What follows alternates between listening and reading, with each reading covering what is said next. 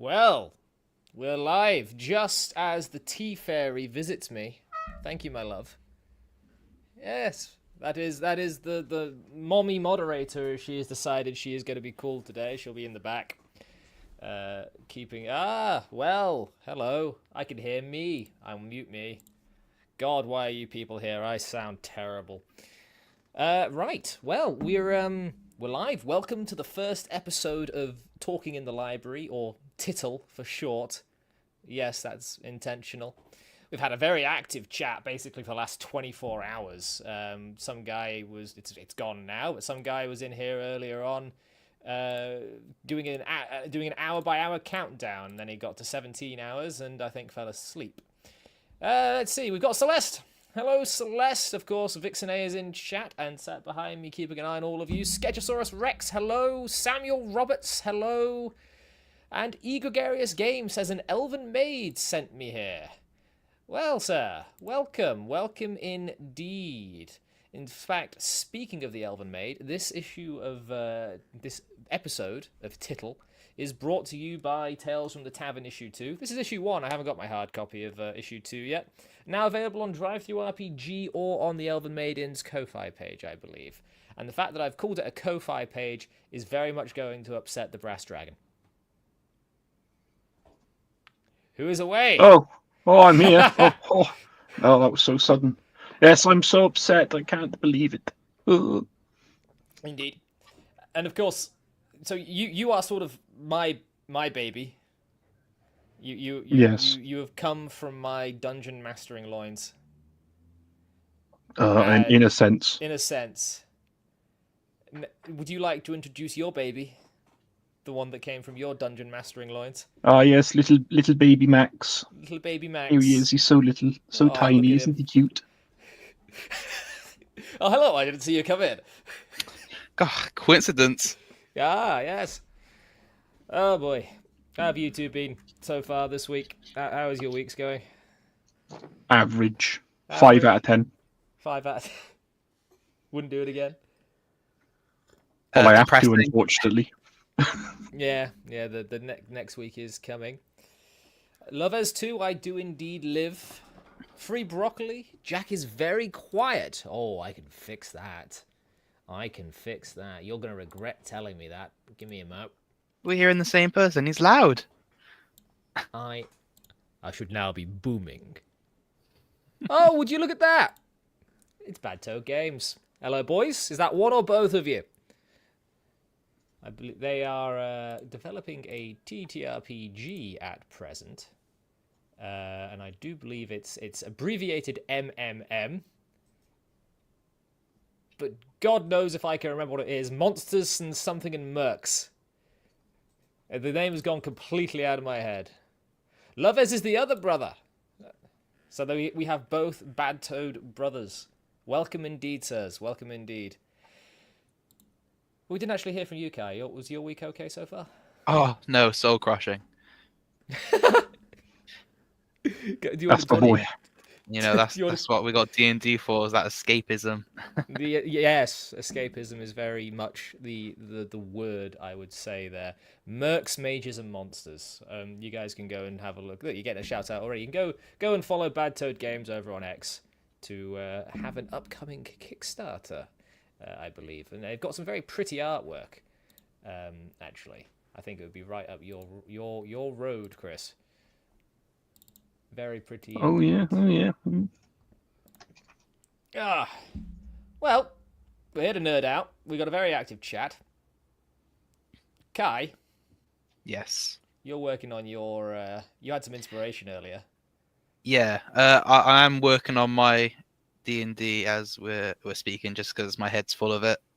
Yeah, so you've gone from burnt out to sudden inspiration, and That's just what we like to see. Because I really enjoyed our last session, I'll be honest, and I'm glad It was I a good managed session, not gonna lie. Yeah. to get where I wanted to get to. Do you know what would have made it a better session, Chris? I don't know. If we leveled up at the end. Yeah, you know what? I just feel like we need to be level 5 now. At this I point. feel like we need to be level 5 now. I just want to have more than one attack. Do you know what I mean? Yeah. Well, yeah. You're close to level 5. Once you finish the first part of the upcoming parts, you'll get to level 5. Well, I want to be level 5 now. Well, get good. I'd say I want a +1 weapon, but I don't use. You're the those last because of person the that needs class. to be level I 5 in know. my campaign. All right. I could show the chat a little something, a little situation we had. If I get past all of I think my I know what you're on about. shameless shilling. Here it is.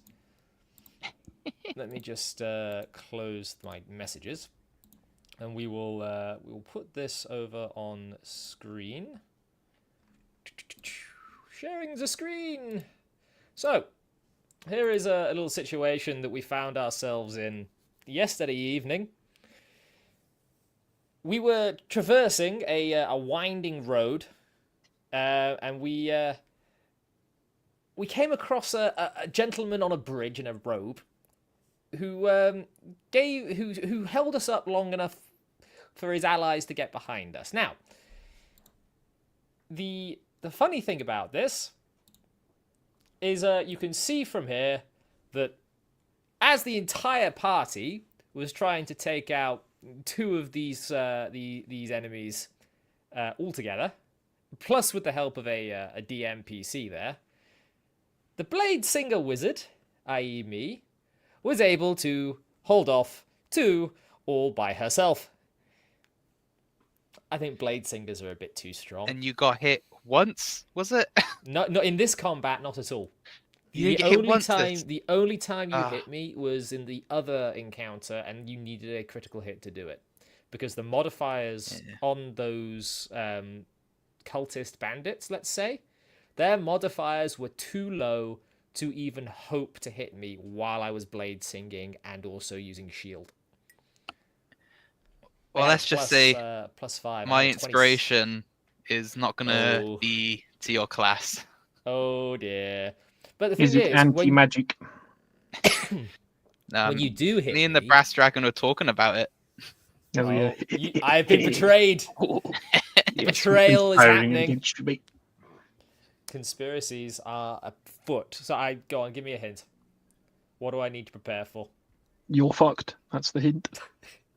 Hang on, is it 2 minutes in yet? 2 minutes in yet? I'm not monetized yet. By the way, if you're here and you're new, do give me a sub and a like and a share. It really helps out. And eventually the Americans will start pouring in, and we'll move chat along a little bit. But for now, I'm intrigued. Is it saving throw based? What have you got to bring down Tess? Oh, actually, multiple things. Oh God, have I? But your only hint is this. Just nothing, you know. What? Shh. No hints. Yeah. I see what you're gonna do. I don't but think also, silence works on Blade Song. That's crazy, because when you're the DM, you make the rules. And I remember you specifically saying you sing during Blade. Yeah, I do indeed. It's alright. I'll do a tap dance. Hold on. Let me. You can't make any sound in silence. That's the thing. The sound of silence. No, but what I remember. Here's the Blade Singer. She's a bit stronger than this now. Ah, yes, carrier pigeons. Oh, the sultry cat is here. I warn you, Trouble Cat, the wife is on mod duty. You are at her mercy.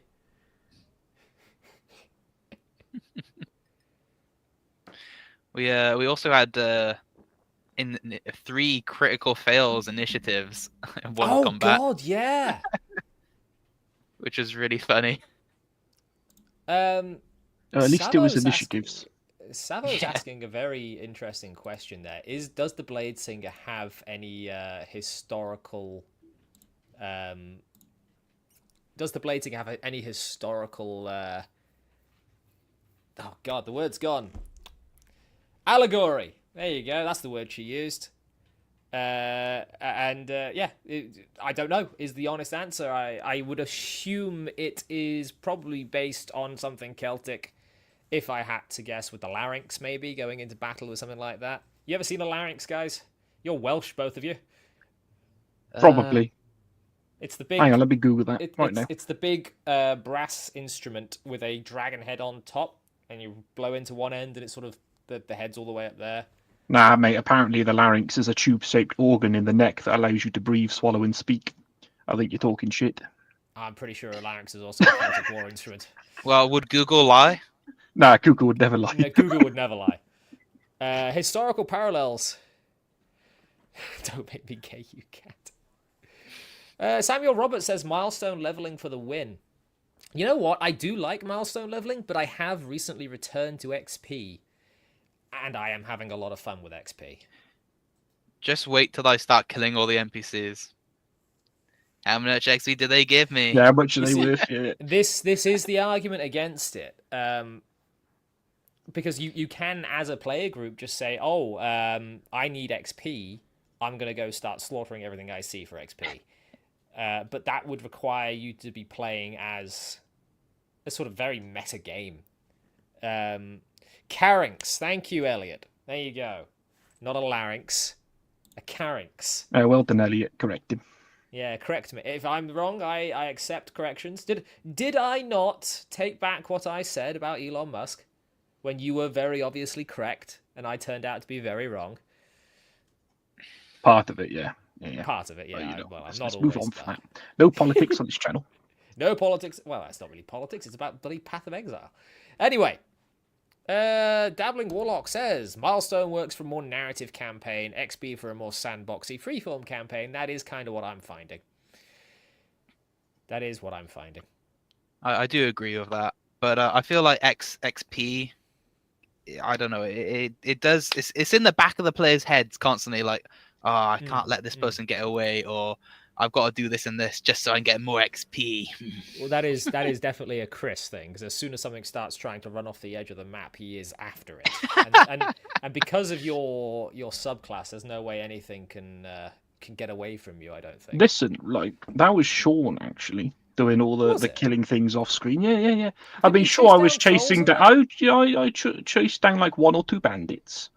You know, don't want them to get away, get reinforcements. Bad That's Toad not Games meta. say you can't leave witnesses. Yeah, you could just not award XP, I suppose, but I kind of think if someone has gone out of their way to kill the town's pet troll and they manage it, you should probably give them the XP. I chase things down too. Yeah, you do chase things down as Chris well. just does more friendly fire, if anything. Do I? Yeah. Oh yeah, actually, that's a point. This conversation I didn't realise was actually started by the Elven Maiden. Hello, Emmy. I don't know if you saw it, but we started this this chat by shilling your book. You're judging us. With shills. We take it all back now. We take it all back. Yeah, we take it all back. Throw it in the fire. I paid for it. I don't Screams erupt from the covers. Sessions and quests. Can do XP, but just hand it out for the sessions and quests. Keeps the gremlins quiet. I don't award XP for quests. I only reward XP for the monsters killed on those quests. Should I? Should I really? Yes, I want more XP. Thank you very much. More XP? Everyone always. I feel like main quests, maybe, or maybe just optional. So either one or the other, not both. I don't know. I mean, considering that the main quest is killing Tiamat, I think you're going to get plenty of XP. Well, I'm pretty sure the DMG says that you could hand out XP for heroic deeds and inspiring actions. That's true. You can have any reason made that shit up, XP. but that sounds like something that would be said in the DMG. Yeah, Vix does say all the XP. We've got lots more comments here. We've got someone else. Amazing Gaming Productions. Hello. Uses the same mixture as the Dabbling Warlock. If they kill the pet troll, then they get XP and a free bounty notice. I mean, yeah, there are a lot more tools in your toolkit. I think we have somebody else here, but his camera's off, so I can't actually tell. I'm gonna give him a little put something in the little private. Just like me, for real. Oh, I thought you were a dragon. Oh. He is. He's yeah, should just look. This is a photograph of myself. He polymorphs me. He's a metallic dragon. Yeah. Oh, hold on. Oh, I have a private message. It is from Indeed. Yeah, there we go. Greetings, Graph Paper Architect. Nanu. Here he is. Here he is. EBA. Oh, Ashes, hello, welcome. We've got a very active chat. 20 people in chat. We got. Excellent. Yeah, it's all going well so far for the first episode of Tittle. Yeah, tickle, yeah. It'll be titular. Tistastic. Boobs. Whoa. When did anyone mention I thought that? you were talking about birds. What do you? So, Elven Maid has brought something here that I quite like. Having everyone at the same level is so bad design in D&D. That's why I like Castles and Crusades. Many classes have different XP thresholds. Some classes level faster. That's actually something I really appreciate about old Dungeons and Dragons.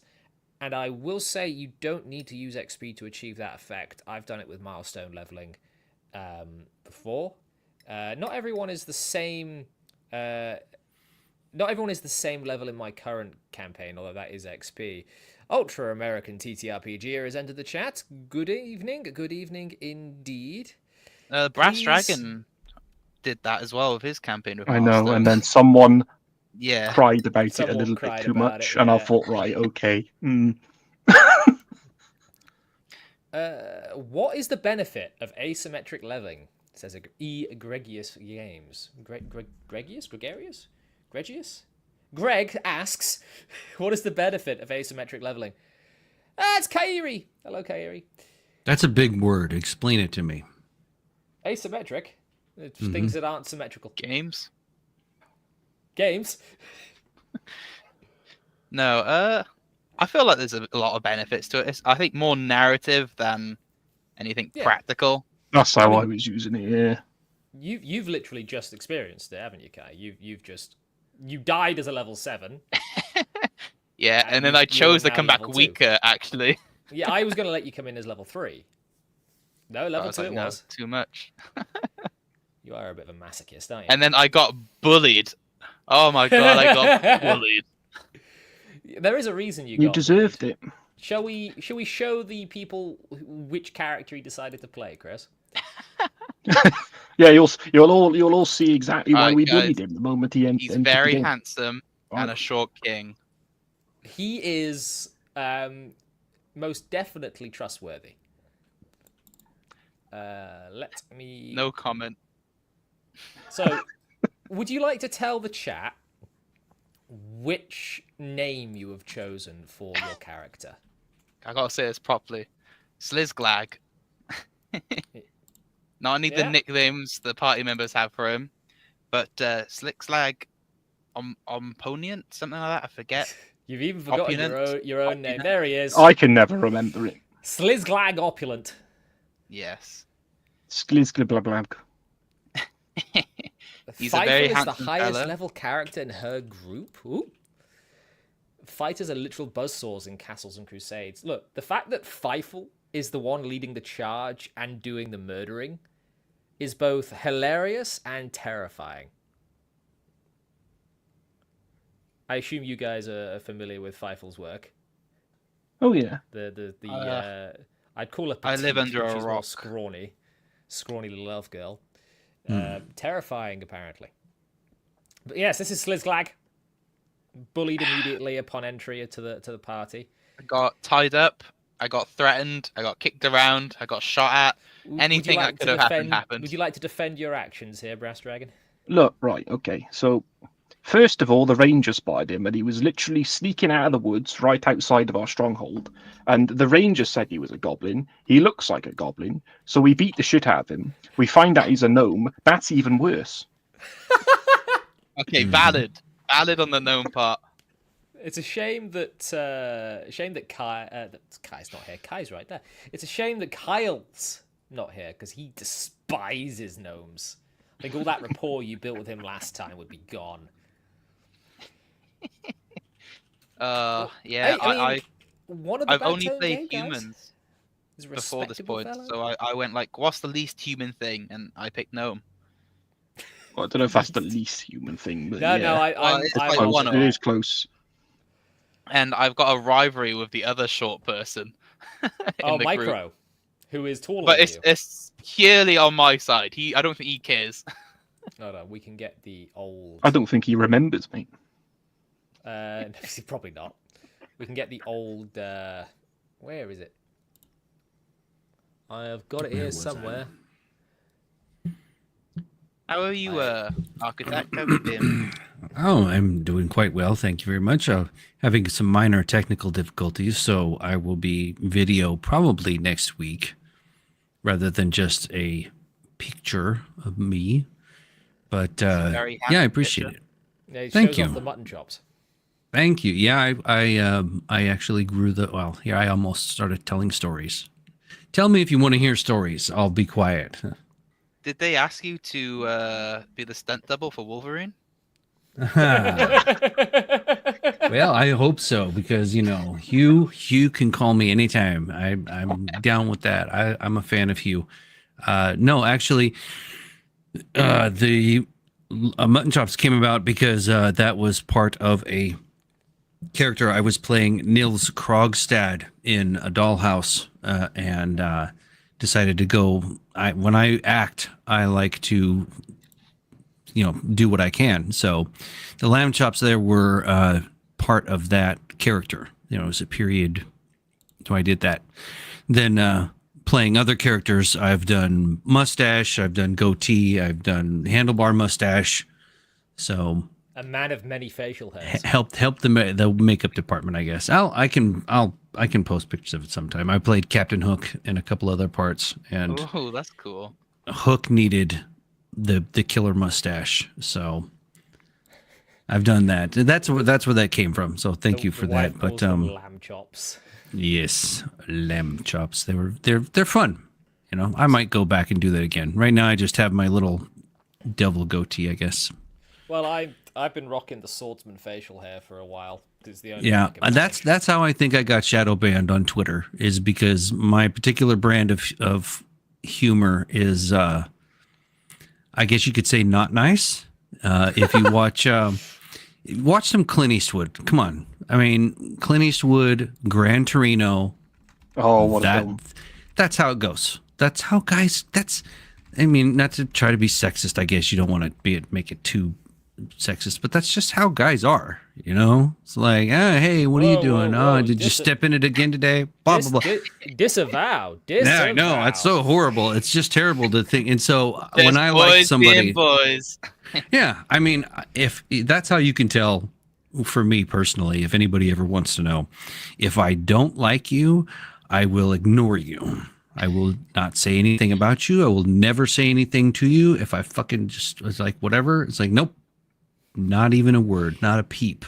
If I like you, I will go on Twitter and I will talk about how your mustache lays on your lip like a wet dog, which I did to Jack when he was talking about haters. And I'm like, no, you need real haters. And so I put that out there.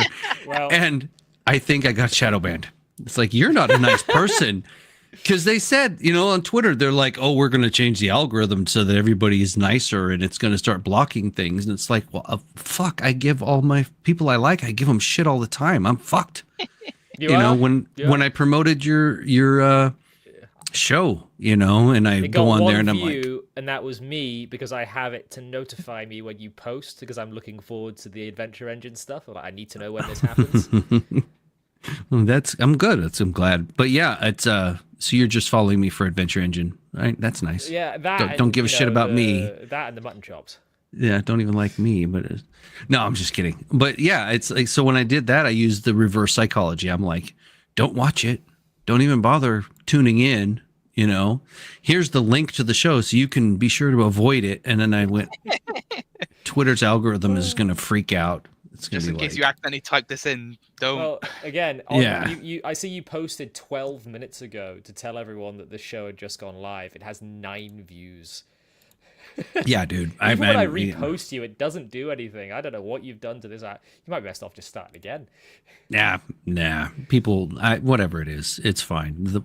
But like you said, CAGP. Adventure Engine, the things will take off when the product launches and the website's coming and things are coming. So when I go on there, I say, hey, everybody, here's a new module from TFG, or hey, everybody, here's this. Then 6 people will see it.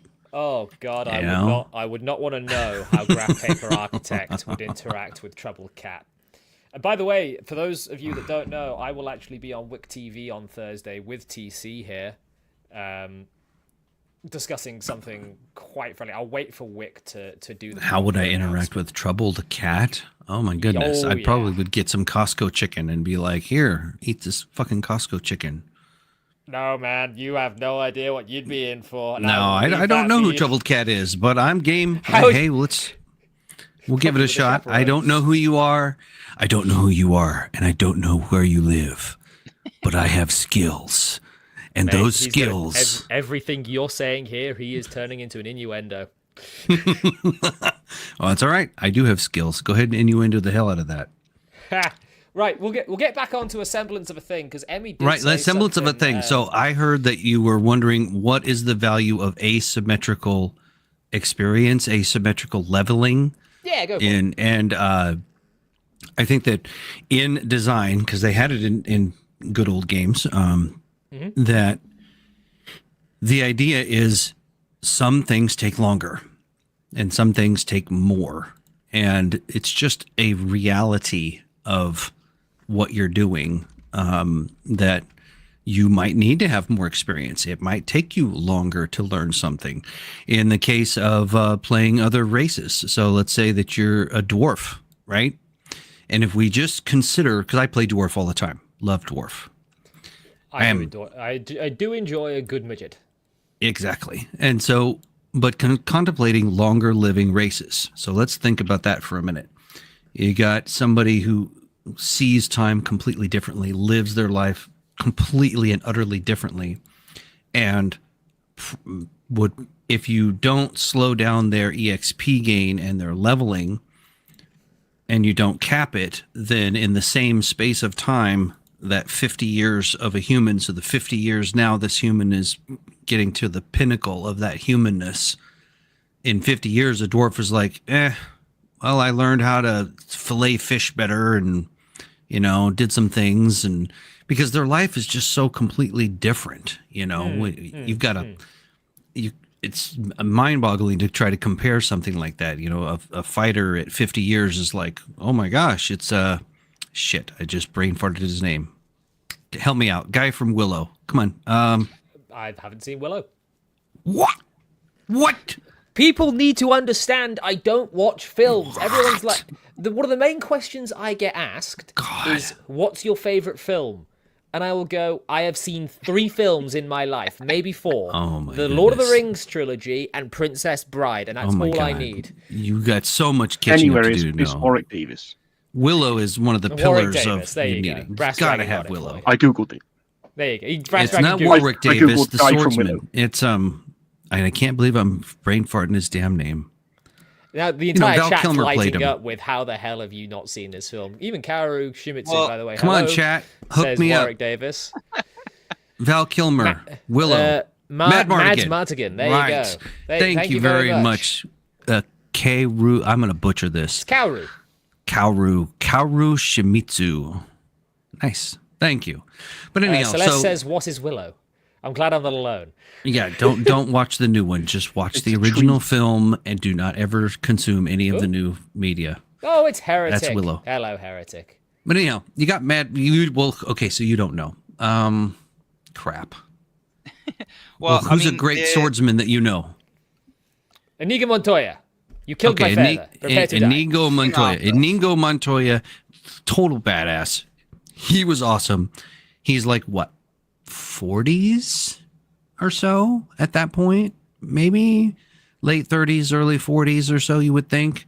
And he's at that pinnacle of a level, and then you compare him to a 500-year-old dwarf.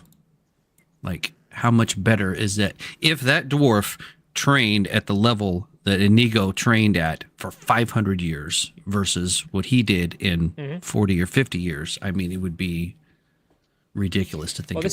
This is why when I did a milestone campaign not too long ago set in my homebrew world, and I did bring in some of the longer lived races at a higher level than the humans in the party. So I think Brolgir, which was Brass Dragon's character, did you come in at level 2, I think it was, or level 3? Level 2. Yeah, sure. you came at level 2. I'm pretty sure I brought in the elf at level 2 as well. And they all leveled at different rates mostly anyway for the first long year of play. They didn't leave the first city for a long time. And eventually it just all sort of equalized a little bit later down the road.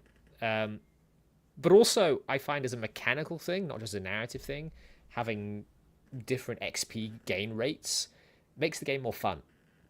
Because if you want to sit down and say, oh, I'm going to be this class, and it levels slower, but you know the benefit is going to be greater, then you've basically put yourself in for the long haul. It's like how Daggerfall, that video game, does experience. You can give yourself more benefits for slower leveling. So you will grow slower, but you will start stronger, which I quite appreciate.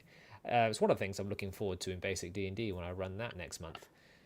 I think, like you were saying earlier, where the races age differently, so they just perceive time differently. There is a show, an anime called Free Reign that shows this perfectly. It follows the protagonist, an elf, who I think is 4,000 odd years old, where she is nowhere near. She's so much stronger than everyone else around her, but she stays at that level from the start of the show to the end. While you watch it, everyone else around her grows, gets weaker as the time goes on, because they follow. She gets an apprentice, and she gets really strong as well. But she never reaches the height that Freeren reached, which is her name, obviously, because she's been alive for so long. But she just does things much slower. This anime you're talking about, I think, is the Elven Maid's favorite anime. It's a brilliant anime. Is it Probably dubbed? not her favorite, but It yeah, is there's dubbed, a dub. yes. But Oh, good. I'll look it up. Most people watch sub if they're cultured. Oh, weird. It's weird. Why'd you watch them in a different language? I'll put I it don't this way. understand. I tried. Like the last anime that I sat down to really watch was Fairy Tail, and that was back in uni with Chris actually. Mm-hmm. And Fairy Tail was awesome. No. I couldn't watch it in dub because the dubbed voice actors were terrible. So it was all sub. And also, I will be honest. if people are saying that Fairy Tail is bad, for a fan service connoisseur such as myself, Fairy Tail is incredible. And Urza Scarlet can step on me any day. All right, valid, but like that's unrelated. It's still a terrible show. By the way, how is my sound now? Because I have turned myself way up. Yeah, you So sound good. hopefully the stream will stop complaining that I'm so quiet. Sounds good to me. Sounds good. Yeah. I don't have that ability to read and watch at the same time. It's like I'm either reading it and then I miss the action, or I watch the action and don't see the words. You lean It forward. just, What? you know. If you want to I fight just- me, you get on camera. I'll fight you. And When I I'm did see watching one. something, I don't want to be reading, you know. Yeah. I just couldn't. I don't like to read what I'm watching, and I don't mind it if it's going to be, I'll go back and read it. But, for me, yeah, dubbed. And I did see something Elven Maid said. I said thank you. I want to say thank you for the You should start mention of getting, my voice. I will reading happily audiobooks. read Elven Maid in. I will do voiceover for you. I said know, this. He there's- has a lovely voice. There's you. There's a free PDF. Actually, I will get. I something for you have to it. read. I have it. I I need will- to get I to will it. get- It's like I've got something for you to read. I will go and get it. Audiobook you confirmed? continue for now. I do need to read it. I have it, and I'm always. It's like Emmy, It's if on you the can, list. I need the special thanks page. Well, Brass Dragon, then what do you think of asymmetrical leveling? We might as well finish this topic. mm-hmm. Oh, yeah, good point. Well, look, I tried it, and someone cried about it. Everyone else was fine. But the way I did it, everyone starts same level, and everyone got to level 2 at the same time. Just do it. But I was doing it as a reward for the players. So if you pursue your story arc and do things related to your story, then you get your level up, right? And there was this very cool moment where the first person to level 3 was my brother, who was playing a barbarian, and his villain, an assassin named Aesir Van, was in town. Now, bear in mind, he wasn't paying attention at all. Jack had to tell him, hey, that's your guy. And anyway, he went and chased him down. And this assassin was supposed to be like a boss. He was supposed to be the whole group works together to take him down. But the barbarian went over there, 1v1'd him, took him down by himself through sheer rage, as all barbarians do, and got his level 3, and it was magical. It was. But then later on in that same campaign, we had the wizard still at level 2 when everyone else was level 3, and they weren't happy. They were not happy about Should have that. played the game better. I was like, fine, you're all the same level again. God damn it. I have got something for you to read, GPA, but you're going to have to read it from the stream. I'm going to share it on the screen, and hopefully it'll be large enough, that's what she said, for you to see. You can't shoot it to me on Discord?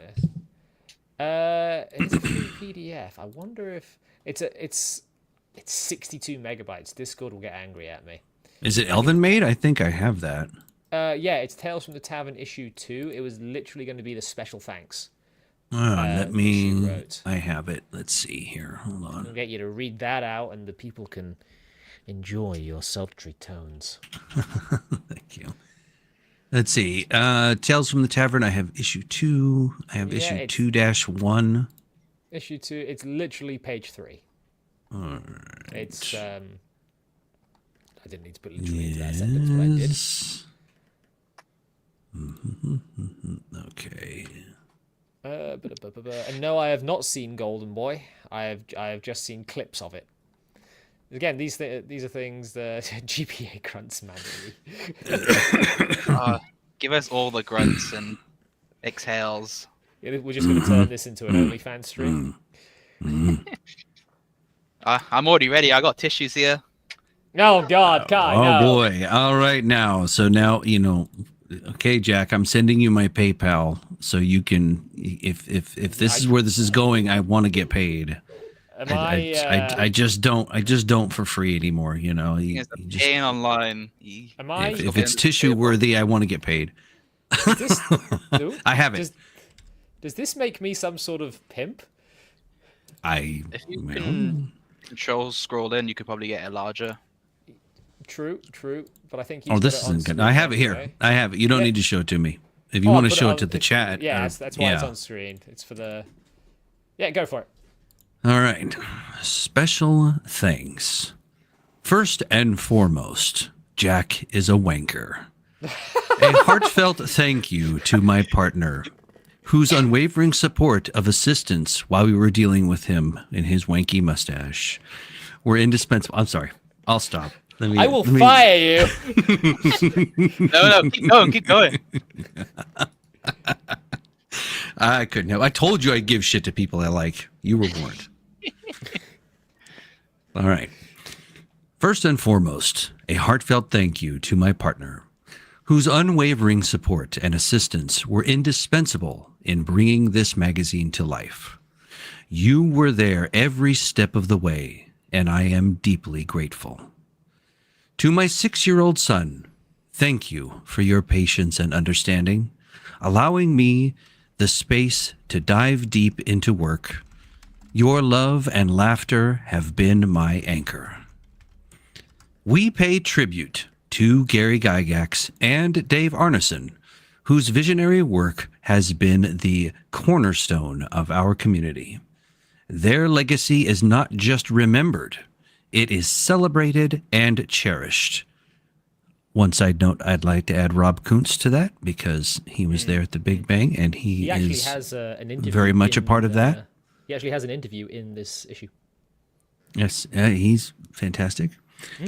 So sorry to get off track, but I just wanted to toss that in. I think so. Their contributions to the world of tabletop role-playing games are monumental, and it is crucial that their names continue to echo through the halls of our hobby, ensuring they are never forgotten. At Elven Maid Inn, we stand in reverence of the legacy left by those who pioneered our cherished hobby, breathing life into the myriad worlds we explore. We vehemently oppose any form of slander or disrespect towards the architects Hey, of tabletop role-play games, including luminaries like Gary Gygax, Dave Arneson, James Ward, Jeff Grubb, Tracy Hickman, Rob Kuntz, there he is, There you go. and many more whose creativity has shaped our play. This respect equally applies to the fantasy authors and artists whose narratives and art have fueled our imaginations. J.R.R. Tolkien and Zerzapowski. I'm going to get that That's bad. the author of The Witcher, I do believe. Andre, yeah, I recognize it, but I don't know how to. It's Andre. Andre is the J silent. I don't know. We'll come back. I think it's Glenn it's Cook. Andreas. Ed Greenwood. He's badass. I like Ed. Good guy. Margaret Weiss. R.A. Salvatore. And the myriad others who have conjured the rich tapestries of fantasy we so adore. Yeah, that's some good stuff. We could get into that. We believe it is paramount to honor and respect the legacy of original visions of the creators who have given us these timeless stories and games. Their work forms the bedrock of our passion, and any alterations to the lore or characters for political reasons will always face our scrutiny and criticism. We are staunch guardians of the authenticity and integrity of these worlds, committed to preserving the essence of what was initially crafted by these visionaries. We appreciate evolution in storytelling, but it must align with the spirit and intent of the original creators, not be swayed by contemporary political agendas. This commitment ensures that the magic and wonder of these fantasy realms remain untarnished, celebrating the art in its truest form for generations to come. A big thank you to every member who contributed articles to this magazine. Your passion, creativity, and dedication have made this publication possible. Lastly, to every single reader who has downloaded or purchased the print version, thank you. You are not just readers. You are the core of this journey, the heartbeat of our community. Your support is what drives us to continue exploring and sharing these magical realms. K. Bauer, Elven Maid Inn. You guys, excuse me, you guys can go and pick that up now, by the way. It is free. The PDF is free on at Elven Maid Inn's Ko-fi. I believe it is pinned at the top of her X page. If one of you guys wants to grab it and stick it in chat, actually, I have it. I can put it in chat. Grab it and stick it to Jack. Get your mind out the gutter. I can't. I have an island there. It's a resort. That was very well read. I need to get you to read some of my stuff. Well, this is your job now. I accept all forms of payment and bacon. Any form of payment. Please, I need paying. Right. No, I love it. I really do appreciate you bringing that up, and I've read that, and I think that it's fantastic. It's one of those just brilliantly written, and this is the kind of thing I love. It's like, we can say this, this could be the banner that we fly, because we're not out here, screeching about wokies or screeching about righties or this or that or blah, blah, blah, and mudslinging and calling names. It's like, we don't need to do that. We can just say, no, do not mess with it. Just make it good. Well, I find that the usual... I'll start that again. I find the nicest thing about that entire piece that Eddie wrote was about defending the integrity and authenticity of those fantasy worlds. Mm-hmm. Because that, I think, is paramount to what I want to do. So I don't really want to sort of infuse them with my brand of ideology. I just want there to be an integral fantasy world. Aaron, hello, welcome to the stream. The Dabbling Warlock has a question for you, but we'll go Max. You son? You took a breath? No? No, okay, we'll go to the Dabbling Warlock. What's going on? I'm lost now. GPA. I think you have your next map, the high-end resort of the risk. The gutter? I don't know what he means by that. Do you know what he means by that?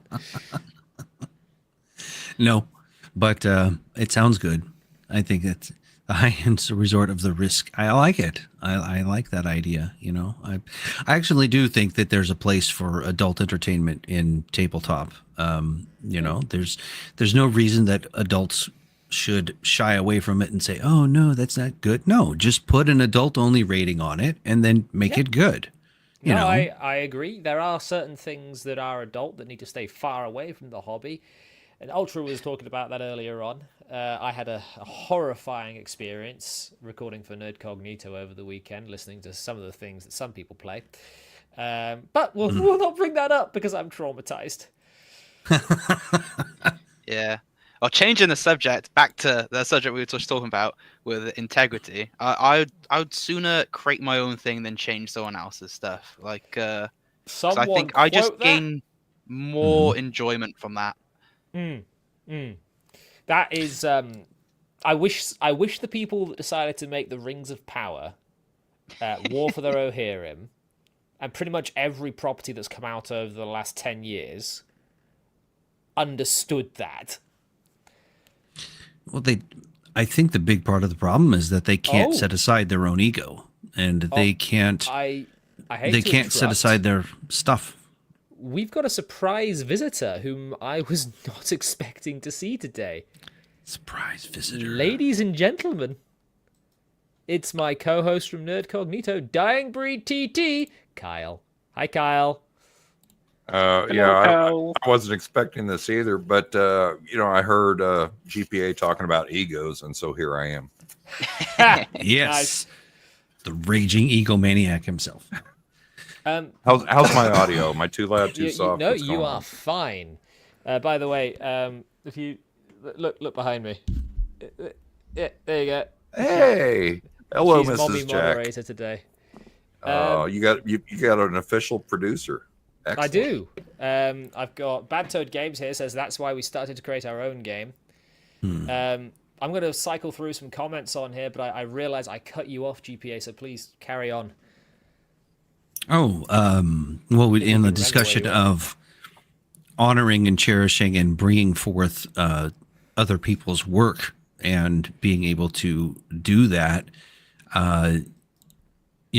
it's quite clear that the folks that have done things like, and I haven't seen it, so I can't really talk about it, but from what I understand, Rings of Power is not good. But stuff like that. I mean,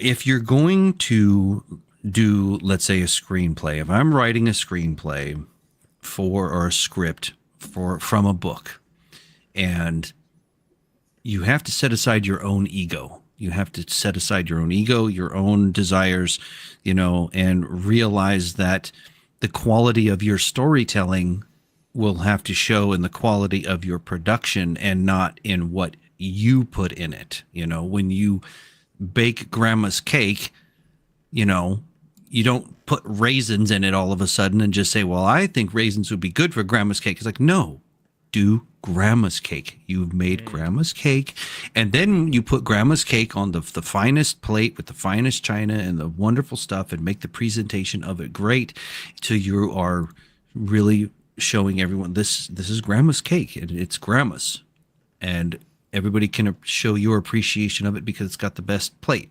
You know what I mean? If that makes sense. To where Americans will come around and call that a pie. Is that where we're going? No. Oh boy. No. To make it American, it's easy. You just dump about a pound of sugar back in it, And the seed oils. And all Yeah. sorts Or if we're of- going to cook British food, we'll add flavor. Oh, No, we don't do that. Don't do that. It ruins it. Don't do that. I'd like to point out that these guys are trolling you, pretending to be British. They're Welsh. Max and the Brass we're Dragon British are still. Welsh. Listen, Oh, Welsh British, is the most They- British you can be. We were here before the English. Yeah, we made the foundations. Yeah, you well, really will. You really will let anybody on this stream, won't you? Oh my god! All I'm saying, don't put me in a room full with sheep. All right, I can't. Speaking of the stream, You've got we some are Velcro actually, gloves, huh? We are approaching an hour in, which means we should be seeing some more Yanks appear. In fact, the chat is now skyrocketing to 27 people watching. Hello, all of you.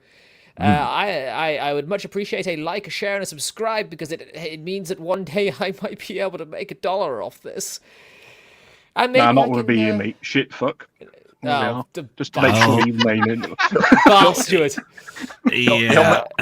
He'll make $1, but he'll have to convert it to sterling pounds or whatever. All I want to do is buy myself some baked bean dice because I know Nerd Cognito's not going to get there.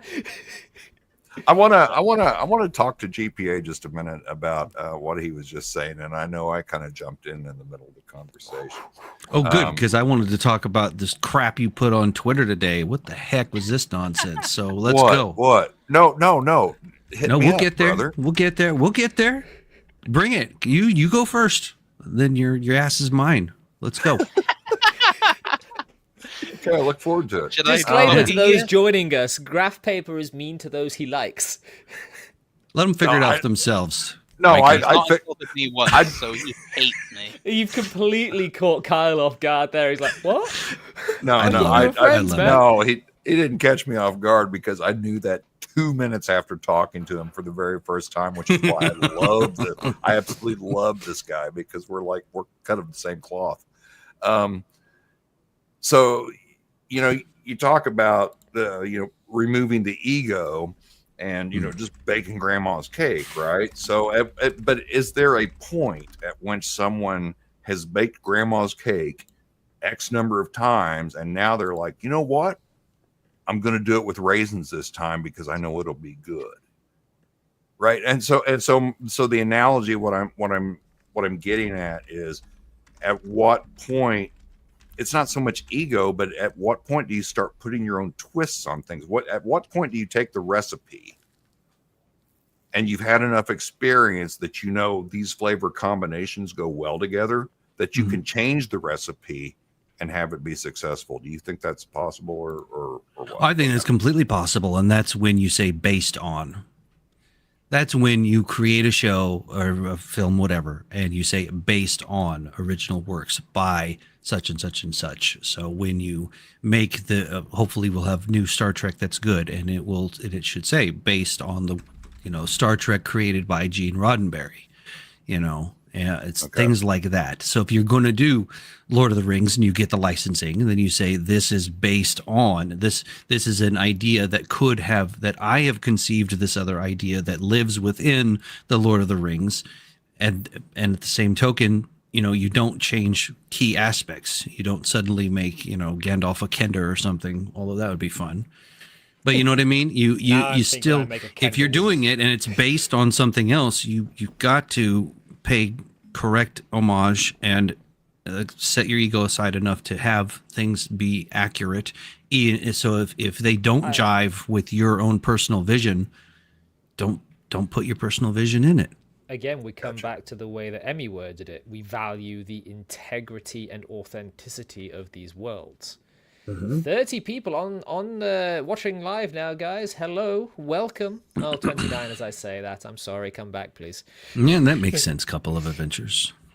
No, go for it, Max. Go on. Kyle, I'll say there does get to a point where everyone is just like cycling on a conveyor belt. Oh, I'm gonna grab this, change one thing, and the next one's grabs the thing they did, and then change one thing. But I think the most important thing is if you are gonna take from something that exists, you do it well. All right, you can add whatever you want in, but you take what's good and works and do it better. That's how you make something successful. You either do something differently or better than existing works. Rings of Power would have been forgiven if it was good. Yeah, you're talking about retaining the essence of a thing, right? Mm-hmm. Yeah. Mm-hmm. Yeah. Because the Titanfall 2, which is a game I love, it is just your bare bones is your standard Call of Duty clone, but it does everything right, and it adds its twist of, oh, you can have a Okay. jetpack, you can wall run, Doesn't and it have everything. giant But, robots in it? yes, it has that as well. What is it? Standard Call of Duty computer. Titanfall 2. It's Oh, my favorite Titanfall. game. Yeah. It is just a Call of Duty game, really, but it does everything good, and it stands out because of it. And I don't feel like it's tarnished anything in the process. I think it's honored the original Call of Duties that it's taken heavy inspiration from, and other such. Hmm. So on the realms of this, we're talking about preserving something's authenticity, and something that is brought up a lot in the TTRPG community is, let's say that everyone has their way of playing Dungeons and Dragons. In fact, I've got the Dungeon Master's Guide to Advanced D&D right here, and at the start of it there is a foreword that discusses a little bit of this, and that is when, as a DM, you're allowed to do what you will with the rules, but how far away can you get from those rules before you're no longer playing Dungeons and Dragons? Mm. Now, that's not to say that there is a wrong way to play Dungeons and Dragons, but that is a way to say, once you've homebrewed enough, when do you have your new system, and when are you still playing D&D? We'll do a bit of a round robin, because I want to hear from Brass Dragon, because we've not heard too much out of him yet. So we'll go with you first, Chris. So, I mean, I don't really know if there's an answer to that, to be honest. It's the ship of Theseus, isn't it? Like, I mean, we homebrew, you and I, we homebrew a lot. Max, he's only just started DMing, and he's already homebrewing, right? But I suppose if you're still using the core rules, if you're still going, oh, wait, how does invisibility work? And you look up invisibility and then the edition you're playing in, you're still playing D&D, right? But if you're like, you know what, I'm not going to use D20s anymore, I'm going to use D6s. You know what, fuck, like AC, I'm going to scrap that whole thing. We're going to do damage reduction instead. Oh, you know what, I'm just going to wing it. Like, now you're basically playing Morkborg. So, yeah, I think it's as long as you keep with the core rules, you can alter those core rules a little bit. You can alter a monster's statue, like a red dragon. You know what, instead of a fire breath, I want to give him a lava breath. Doesn't matter, it's still a red dragon, right? Yeah. But if you're like, you know what, I'm going to give it a poison breath, I'm going to color it green. Now it's a green dragon. No longer a red dragon, that's a green dragon. It's a blue one. No, I'm joking. Well, that's if you're colorblind. We'll go to Kyle, because he's been here the least amount of time. Okay. Sorry, didn't expect that. I'm usually the last on everybody's list. You're the first on my list, baby. The first thing I would point out is that, and I'm assuming you're talking about the AD&D First Edition DMG. Well, okay. It's the foreword to that I'm kind of referring to, but it can be any sort of TTRPG, I suppose. Right. Yeah, I mean, you got to look at things in context, and the context in this case, like it or not, and I know a lot of people won't like this, is the fact that Gary was involved in the middle of litigation with Arneson at this point, right? Yeah. And so it could be interpreted that his statements on, you know, deviation from these rules at X point being something else other than D&D was actually kind of a defense, where he's basically he's trying to distance himself from Arneson for legal reasons. I hadn't because up until this point, you had OD&D published in 1974. In 1977, Holmes Basic came out, which was an interpretation of Eric Holmes, who went through the OD&D stuff and all the wargaming stuff and the chainmail stuff, and said, you know, this is very obtuse. People outside of wargaming won't get this. Here's a good interpretation for people who aren't necessarily involved in those spheres. And Holmes Basic was levels 1 through 3 only, and then it specifically says this in the Holmes rules. It was a lead-in into Advanced Dungeons and Dragons. Okay, So then in, I want to say 79 or 80, I forget my years. Then you had the Moldvay Basic, which is the Era Lotus cover art. Yeah, that's the one that I've got. And a lot of people know that one. It wasn't the red box, but it was a box set. Purple. That's considered basic / expert. It was BX D&D, right? And then of course you had Beckme came later, which was the Mensner Basic in the red box. And I'm just giving that info for reference and background, right? But when it comes to AD&D, at that time, Gary was involved with basically legal proceedings between him and Arneson, right? And so he had to distance himself and say, no, this is a different game. Okay. Because if he didn't say that, Arneson was going to get royalties and a share or whatever, whatever the situation was. And so I think that's important to consider in that forward. Now, that being said, ultimately, at the end of the day, this game was created by a bunch of guys who were exclusively war gamers. And then they created something completely new. They basically the fourth category. House ruled the fuck out of wargaming. Right?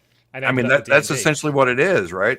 I mean, that they took chainmail and these other war game rules, and they just house ruled the fuck out of it. It's like, yeah, let's have Balrogs and hobbits and dragons and and do all this crazy shit. And that's the origins of the game. So in my personal opinion, I have zero problem with house ruling. And in fact, house rule it all the hell you want, because that's the origins of the game. That's where it came from. I mean, that's just my personal take. Nice. No, that's a good answer. I didn't know about the legal stuff behind that forward. With that context, I will read it very differently from now on. I mean, there's a lot of things that Gary said in that era which get thrown about nowadays, particularly by, and we're trying to stay positive, so I'm not going to mention particular segments of the hobby and stuff, but there's a lot of people who are like, you got to play rules as written, and this is it. And you gotta look at things in the context of the time that they came from and the situations and the environment that they came from, right? I mean, you can't just do a blanket across the board sort of, this is how it is. I hate dogma, and I especially think that dogma has no place when it comes to developing, creating, running, or playing RPGs. Agreed.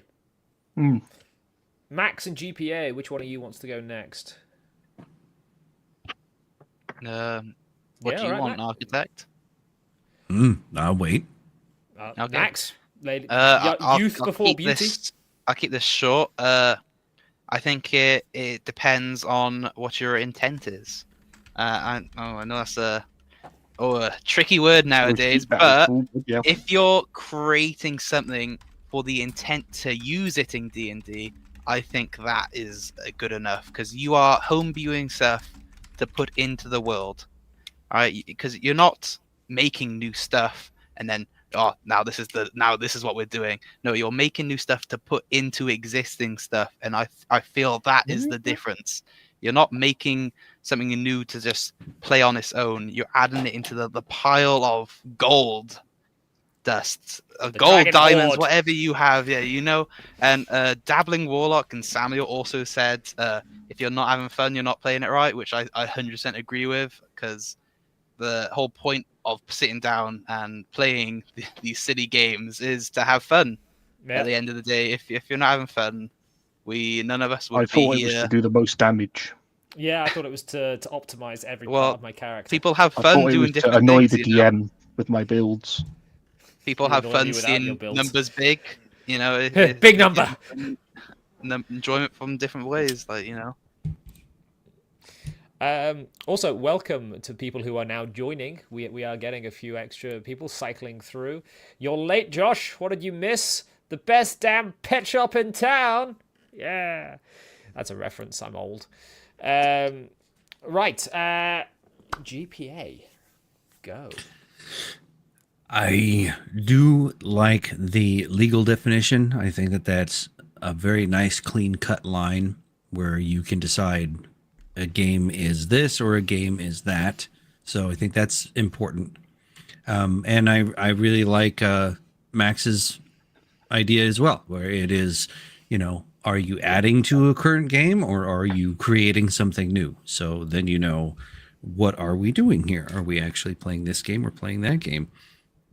And so that's a very clear definition. And I also liked a definition that Frank wrote on Facebook. Frank Menser, he wrote, because people talk about it. It's like, oh, what are you playing? Are you playing, what is it that you're playing? And he said that if you take the time, I'm paraphrasing, of course, but if you take the amount of time, take your whole game session and then figure out the percentages of time that you spent doing various activities. If you did 50% of your time, in combat, then you're playing a combat game or a war game. If you do, the majority of your time is standing around shopping or having discussions, well, then you're playing a role-playing, game. Or so whatever it is that you're doing for the majority of the time. And I think it was more like of a design. It's like, what kind of a game are you designing? Are you designing a war game? Are you designing a role-playing game? Are you designing, what kind of game are you designing? What will your players be doing? How much of their time will they be spending at various activities sort of lends itself to what type of game it is. But and also Brass Dragon had a great, once you rip out so much of it, it's not the game. So, and there's that tipping point. That's that leads into what Kyle said, because where's the tipping point? It's like you're the judge on the court and you're going, okay, what's D&D and what's AD&D? Well, this one has THACO and that one doesn't. Oh, okay. Well, then that one's, what it is and what it isn't. At what point do you tear out enough of the copyrightable material before it becomes something else? Because to my knowledge, and I'm certainly not a lawyer, I don't think that you can really copyright mechanics. You can't. Unless there's something like Nintendo THACO. did it. Right.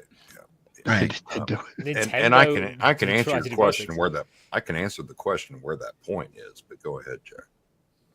Oh no, I was just under the impression you couldn't copyright game mechanics. No, you can't. You can't. Yeah, there was a big. What was the big drama that happened around? Nintendo's copyright throwing balls that release creatures. You can't do that now. Well, that's in Japan, but in the West, we can't. There was something recently where there was a big hubbub about game mechanics. I'm pretty sure it was during the OGL actually, where there was this massive you can't copyright game mechanics. Yeah, you can't. It's already it has been, from what I understand of it, it's already been decided in the courts. There are court cases out there that say you cannot copyright mechanics unless those mechanics are specifically copyrightable. So something like THACO is probably copyrightable because it has a name to it. Right. But if you just said, armor class is going to be this and this and this, and it was negative numbers or positive numbers or whatever. I don't know where how it works. Right. You can copyright THACO, however you want to say it, but you can't necessarily. But you could use the exact same mechanic and simply call it something else, right? You could say. I don't know, words escape me, but at this point, well, like you can have armor class. You can roll dice to decide things. You can, right. Yeah, you could say a base armor class objective, or whatever, something along those lines, right? Yeah, or you could have challenge ratings, the crap that they do, that sort of stuff. Baker is probably some sort of like light bulb operated baking oven. That's probably already taken. It's just like all of the monsters. I mean, you can use practically all of the monsters until you get to things that are specifically WotC owned, like the Bullet, the Beholder, Tiamat, Gelatinous Cube. Gelatinous Cube. Those are very specific, but all the other stuff is copyright Tiamat? I think Max is actually about to say what I don't know if Tiamat is copyrighted from like Mesopotamia. Actual, yeah, like I think it pantheons. is. Because that's one of the things that Ben Riggs got really upset about. Oh, the Chaos Dragon's a woman. That's taken from Mesopotamian mythology, Mr. Riggs. Right. Yeah. I think Bahamut is as well, isn't he? Yeah, that is. It's literally. But they're not in the just, forms that they are in maybe D&D. it's Tiamat is not a No, but the multi-headed dragon. names. Yeah, but Yeah, the no, names. they probably copyright the physical form that they have for With Tiamat. that name You can't attached to show it, yeah. them the Yeah. exact same way they have it because Right. you take a bit of liberties when it's like a 2D image like billions of years ago. I say that but it's not really. Billions of years. That's Billions, Mesopotamia. Yeah, I mean, Babylonians, how billions of years ago. how do you copyright a 3,000-year-old mythological figure, right? I mean, Yeah, you can't. I mean, the Catholic Church tried. We weren't very successful. There's always next we time. weren't very successful. Hey man, I'm going to identify with the winning side. All right. Okay, that's okay. Yeah. I'm drinking the Protestant whiskey, so it's cool. Can I have some? Right, we've still got people in chat all the way through. This is still very active. Really good Real to see you. quick, real quick to get back to GPA when I said I can tell you where you draw that line when he was talking about where's the tipping point on house rules and when it's not. And it's the same rule I use for considering editions of Dungeons and Dragons. The tipping point is where conversion from one system to the other becomes, I would say, at least 85%. So this is and so let me explain my my point, my position on this. You've got OD&D, you've got BX, you've got Holmes Basics, then you've got BX, you got AD&D, you got Mensner, Beckme, you got the Rule Cyclopedia, you got second edition AD&D, right? And then Wizards comes along, they buy TSR in 89. They keep the TSR logo, and then later on they fully convert over to Wizards of the Coast, and they go into a third edition, right? Now, third edition is a completely different game. It's not Dungeons and Dragons as it was originally conceived. And the reason why is because the conversion, if you want to convert third edition into, say, first edition AD&D, there's a shitload of work you're going to have to do. They even had a converter at one point, and there was a lot to it. They had a converter because they were trying to get people to convert over, right? Mm-hmm. But there's a lot to it. There's so much has changed, and at that point, and it's the same with house rules. If you get to a point where the conversion becomes literally a fucking task, Mm-hmm. Then that's when I say, okay, at somewhere in there you've crossed the line, because you could take a BX you can take Keep on the Borderlands as a module, and you can run it. We're going to be running on Emmy's server for a play-by post, and you can run it with very little conversion in second edition AD&D. You can take in a second edition AD&D module and run it with very little conversion in BX, because the core substance of the thing is essentially the same. Third edition changed the essence. Yeah, it became completely different. That's when I broke off, because I read third and I was like, this is a video game and a book. Right, yeah, and that's when I broke off too. So I think when it comes to the house rules, I think a very similar sort of philosophy can be applied. That if you house rule something to the point that it's completely unrecognizable to the core rules in essence, then there's your tipping point. Mm-hmm. We got chat acting out Lord of the Rings at the moment, which is pretty cool. You have my like, you have my sub, you have my share, my notification bell. I do appreciate that, guys. Do drop a like and a sub and a share. It is very much Nice. appreciated. I'm very much hoping that we can try and hit, it's not impossible, we can try and hit 300 subs before the end of the night. We're on 286 at present. So if all of you can get one person to sub, we'll hit it. I've subbed on every email account I have, Jack. I don't know what else. At least 10 of these people sub to me are Kyle. Hey, man, it all counts. It all counts. Theodore's just come from his Pathfinder game, so this is a great stream to see. Well, I'm very glad that you like the stream, Theodore. A like and a share will be very much appreciated. Look, I am shilling myself silly at the moment. I've been putting... You're right there, Max. Oh yeah, I'm DMing.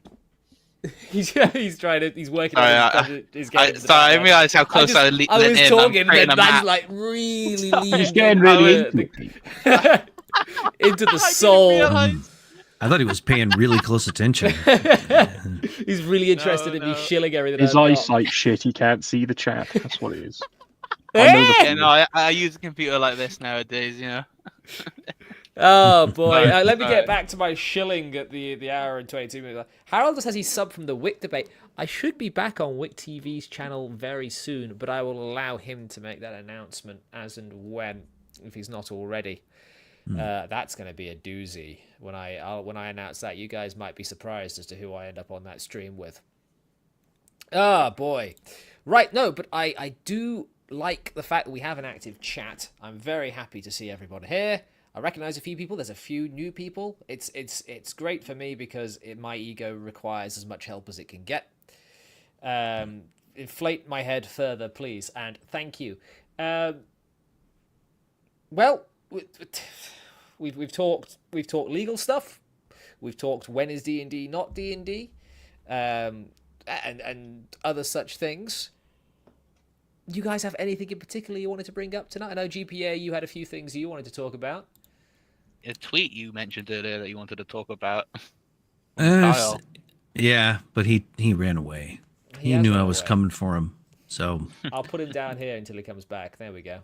Yep. Save some space. Took off chicken. Bark, bark, bark, bark, bark. All right, I'll tell a joke. I said we might tell jokes. I'll tell a joke. Oh boy. Is it me? Am I the joke? Yes. Yeah. And this is a joke. Of course, I'm not up on a stage, so, people should realize this is meant as a joke. What is Asian chicken afraid of? Go on. Any guesses? I don't know. Walk, walk, walk, walk, walk, walk, walk. Don't laugh at that. You'll encourage him. Do more. Very good, sir. I'm never getting monetized. That's all I do, baby. I don't have enough whiskey for this. Chat got it. Chat got it. Oh, yeah. We got pun. Lots of laughing faces. Somebody else laughing. Yeah, chat liked it. All right, you got to pass on this one. Thank you. I can see the chat. I just can't respond in chat. No, because there's some weenie wanky wonk or whatever you want to call him goes on Twitter and writes all this. Just man, I can't even believe this. I'm going to read it to you. I just don't even get it. There are those who enjoy TTRPGs and those who love them. I am one who loves them. I suspect you are too. And I ponder why. Why do we love this hobby? Is it a connection to society's loss of oral tradition? Is it a Jungian unconsciousness relation to myth? Something else? What is it about this hobby that speaks to some people's very souls? Can it even be described in words? I don't even know why this guy bothers to go online and say anything on the internet. Man, what a nerd. It's like, dude. Good grief. Jungian unconsciousness. Like, ugh. Honestly, that sounded like AI to me. Going for high Gygaxian here. I mean, what in the heck? Well, first of all, it's pronounced Jungian. Jungian. That's not No. I like Jungian. It's I like Jungian. It I makes- know it's Jungian. I was reveals messing. him for the faux intellectual that he is. No, Okay. yeah, I know, Yeah. Okay. GPA, I had to What's mess your with you. fucking problem, man? dude. Pistols at dawn. Pistols Yeah. at dawn. Because I'm broke like, his the fucking phone, I'll hell bet you now. think? Why would it even fucking matter to anybody? I mean, dude, it's just a game. Like, who gives a shit if we grew up with it, if it's integrated into our lives and we bled for it and hid it from people? No, actually, I really enjoy this. I love reading Kyle. So everybody should subscribe to Dying Breed Tabletop and listen to what he's saying here. This is something that we've been. You. Well, I appreciate it. I don't know. I don't understand how you don't have like 10 times more fucking followers than I do. And I mean that sincerely. I Leave think I Kyle appreciate that. alone. I know. Says the wife. He doesn't Shake your need it. fist at him. No. But you got a fist shake. I don't, I I appreciate don't give that. a shit because I trying to literally have gatekeep 10 Kyle. times. I literally have 10 times the followers he does. So it's Yeah, like, I have You do, just- you do, and Right. it's kind of interesting. I think I'm shadow banned, but anyways, I I've don't put have time Dying to Breed produce in content, the and chat. so I don't. It's my bad. It'll get there. I've put Dying Breed TT, which is Kyle. Say hi, Kyle. In the chat there. I'm also going to get. We're going to see if we can do a little experiment. I'm going to put in a link in the chat. This is Graph Paper Architects. Shadow banned apparently. Oh, X no. account. thank you. Everyone I've been following needs this guy to for a while. Go subscribe to Oh, him no. for Thank you. terrible content from a terrible person. Yes. He's Moodang like, yes. Monday. I have Moodang Monday. So if you like He Moodang, only posts hippos. yes, it's Moodang Monday. I will repost with the whole thing. Gosh, you know when Trump took over, and we're not going to go politics, but when he did, and everybody's feed just went like nuts, and I'm going, okay, I want to get back to gaming. So I just shotgunned fantasy art. I did like 15 posts of just art. I'm just like, get it straight, algorithm. I don't mind people talking, but I don't want my whole feed full of it. Anyhow, but back to what this is, and this is one of the things I really wanted to bring up. So thank you, Jack, for reminding me to bring this up. Is and it's one of those things that I do consider. Just gained 4 followers. Oh, nice! I appreciate it. Thank you, everybody. Hope you like what I have to say. But really deeply considering this is something that has been on my mind for a while. I've been thinking about trying to do a YouTube, but I have like Martin Scorsese in my head, and so it takes me 3 hours to produce 15 minutes. I'm sad like that. Like what? But the point being is that You and I are the only ones that got that, but keep going. I know. God, I feel old. So old. I'm so old. If I just like back away from the mic and go, Adrian, they're not going to get that one either. Nobody gets that because Jack doesn't watch good movies. I don't watch movies. You gotta watch. You He got hasn't to. even watched Rocky. What the fuck? I know. Actually no, I have watched Rocky once years ago. I didn't realize that's what he was saying because his accent's too thick. Couldn't understand him. I movies, I need more hours in the week. I already struggle to stay awake after I get home from work. Narcoleptic. There's something wrong with him. It's called a full-time job. You should try it. Oh no, I get it. That's why I'm so behind. I haven't read Ellen Made In. I haven't watched Doom Sword. I haven't done a damn thing. It's like I get time to hang out with Bill, and it's like, and these I'm very happy to do these because I don't have to spend 3 hours editing. But well, back to the point. So what we were talking about, this says to me, and it's been going on for a while now, and like Neon brought it up. He said when he had one of his sort of like a joke, he says, "Oh, I guess I identify as D&D," you know, and because he talks about D&D. What is D&D? What isn't D&D? There's another one. There's a plug for him, everybody. Clownfish TV. Since we were talking about what is D&D and what is not D&D, he just did a recent video, which is he has some ideas, and I agree with some of it. But why are people so passionate about it? Why do people get crazy about it? Why do we have the broser? Why do we have the oser? Why do we have the people that are screeching in either direction? Why? All of these kind of things. Yeah. And when when I read this, it was like, yeah, it's so. Go ahead. No, go ahead. Go ahead. Well, it gets a little dry. I'll try not to be too dry. If anybody subscribes to me on YouTube, it's Graph Paper Architect, and it's dry. Trust me. I break out a whiteboard and I get into.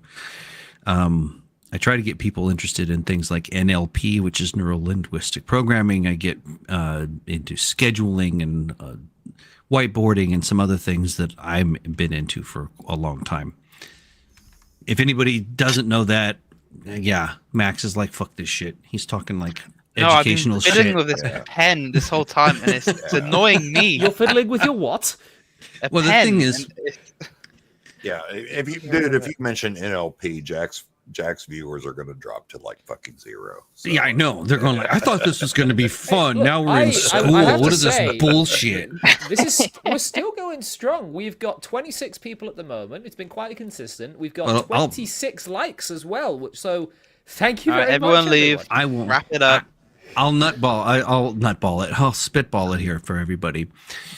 The way it works is that everybody we're always creating and growing our own selves and our own beings. And as we traverse through life, we come along. It's kind of like, what was that game? Katamari, where you pick up stuff and it's all stuck to you. You come across things in your life that you absorb into your own self and your own being because you resonate with it. For whatever reason, this media is like me. I'm a Star Trek fan. I'm a Star Trek whatever, or Star Wars, or whatever Fucking it is nerd. that you geek out about. Yeah, exactly. And what happens is that as that becomes, it speaks to your soul. It not only speaks to it, but then it becomes part of it. You build that identity within yourself. This is part of who I am and what I am. And then what happens is that you go through life and someone comes along and says, well, this thing that you are part of, like I love Jim Henson. I am a diehard Jim Henson. Let's say, and they say Muppets are stupid, puppets are stupid, blah, blah, blah. And you look at this person and go, what do you mean they're stupid? Well, let's stay on topic. D&D. Oh, well, D&D is bad because we had the Satanic Panic. Well, let's do our own, now the new version. D&D is racist and misogynistic because they baked it in, and Gygax and Kuntz baked it in, like Riggs likes to say, fucking poser Riggs. I have thrown the gauntlet. I have thrown the gauntlet at Riggs several times. I am more than happy to get. It's so much bullshit. Well, here's the thing, though. Like I said on Nerd Cognito, Mr. Riggs, you are a leech. Yeah, you can make carry he on. is. But Kyle so brilliantly, eloquently pointed in this tweet that the reason why we get pissed is because this is something that is part of us. We have incorporated Dungeons and Dragons into ourselves. You can even, it just is. And the idea then comes across, oh, well, this thing is misogynist, racist, blah, blah, blah, blah, blah. Well, what happens internally inside your own self is that you go, if I like this thing, if I like Dungeons and Dragons, and person says Dungeons and Dragons is racist, am I a racist? Am I upholding or enjoying ideal, racist things? All these questions roll through it's an inner voice that you don't hear unless you're trained to. And you go, wait a minute. No, that's not fucking racist. I'm not a racist. Drow are cold jet black people that are evil. That doesn't make, they're not Africans. I don't ever equate that. What the hell are you even saying? It doesn't compute. And so in the NLP world, we have filters. So understanding that you have a filter, you will either distort or delete information as it comes at you once it hits your filter.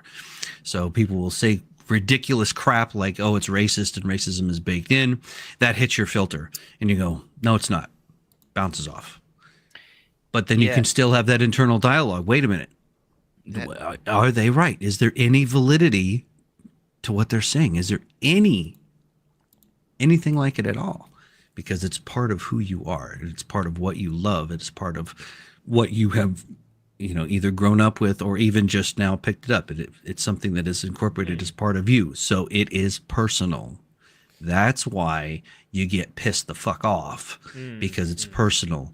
You're not attacking Dungeons and Dragons. You're attacking me personally, because I love this thing, and you are attacking the thing I love. Therefore, you are attacking me, and now I'm going to come at you. All the while, maybe in somewhere in the back of your head, you're going, wait a minute. First of all, we need to disregard, or you either disregard it bounces off your filter, or you evaluate it objectively and say, wait a minute now. So Ben Riggs is saying that because these black women on the cover of the module look like African Americans, because they do somewhat look African American, that means it's racist. And I'm going, wait a minute now. Where does his mind make this logical leap? Because it doesn't. This is something that make I had sense. to bring up on Wick TV a couple of weeks ago when that anti-colonialism in gaming was going around. That rubbish. And we're going to touch on this quick. Then I'm going to go to Max because he's got something to say. And then we're going to get the hell away from this topic because I don't want to do culture war on the show. Well, I don't want a culture war. I'm not meaning culture war. I'm just saying that, it's just a matter of evaluating the thoughts and looking at how they think versus the way you think. And like I said, it'll get dry. I'll shut up. What it reminds me of is the bullies that beat me black and blue because I liked Star Wars and Lord of the Rings and TTRPGs in school. But it's just an insidious feminine form of bullying. It's the high school girls trying to associate me with weird things because of my hobbies and interests. But we will now go back to Max down there because he did try and say something. You still got that thought? Yeah, I lost the other one, but I was going to say, when you mentioned the drows, Jack and Brass Dragon told me once that people linked orcs to black people, and that blew my mind. I was like, where do you find the link between a race that's tribal and attacks to raid to a real life group of people that is so diverse that you can't just put one thing on them? It made no sense to me. You're linking a barbaric, savage, like race, and saying, "Oh yeah, black people." That I think there was racist just to suggest that they're Mexican style, right? So I was about to say, should we blow his mind further? They're no longer black people, according to the people that branded them as such. Instead, the modern orc, if I can find it here. Are they not even green? Well, Watsy drew that line. So if you wonder about who started that mess, look up Diversity in Dragons by Watsy. The article is down, but you can find it. Sorry, is that a fat orc? Yeah. I've never seen one of them before. Sorry, it just took me off guard. Yeah. Look at that. That's a very sturdy rock. Like, look at this guy. Look at him. They're not green. Why aren't they green? Technically, they'd. We're talking about the Vex. Vic today is just coming in. She goes, technically, grey orcs are a thing. Thank you for the tea, my love. The tea fairy. They turned them into sharecroppers. What the fuck? Look, I don't mind the idea of nomadic orcs and all that, but why the fuck is one of them wearing a biker jacket and jeans? And also, she's got the haircut. The haircut. The haircut. I mean, but Brass Dragon is right too. There's fantasy seems to be more and more distanced as time goes on. You see this in the costuming, right? And it's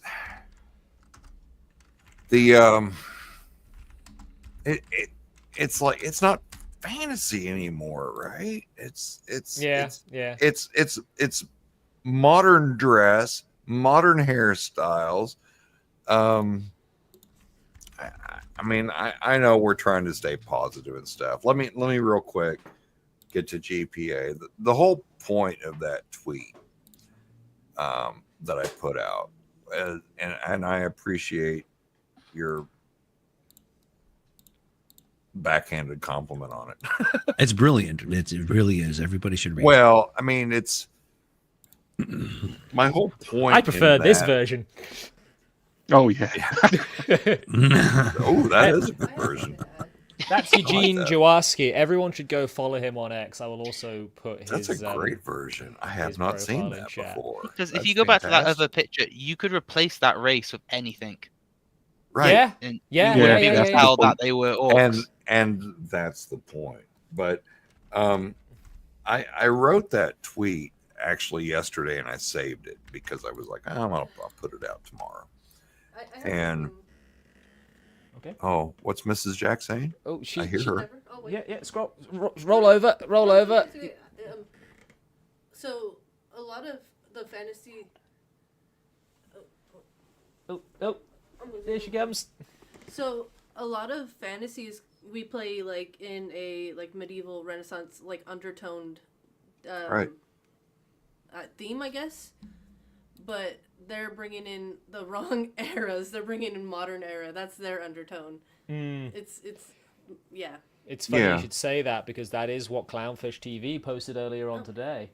Now you've got rules for for going to prom and for doing your schoolwork and for working at a coffee shop. Yeah. Right. Yeah. Thing is, right, I don't get about this either. Is I was just yesterday watching one of the new official Dungeons and Dragons videos talking about the aberrations in the new monster manual, and I think it's Jeremy Corbyn. I can never tell who's who. He literally says in that you shouldn't make everything just another flavor of human, because it makes them less like there's less character to it. And I'm sat there thinking, yeah, but aren't you the one that just put human orcs like this? What's your stance? Like, what's he keeps saying like everything? Oh, the orcs are people too, mind flayers are people too. And then he's like suddenly gone back on it, going, oh no, you shouldn't do that. Well, what the fuck's your stance? I'll be honest, I'm not sure how many of like the older guard like Chris Perkins and Jeremy Crawford there are paying lip service and are sort of held hostage by WotC at the moment, or how many of them are actually true believers. Carl, you were going to say something before my wife ever so rudely interrupted you. No.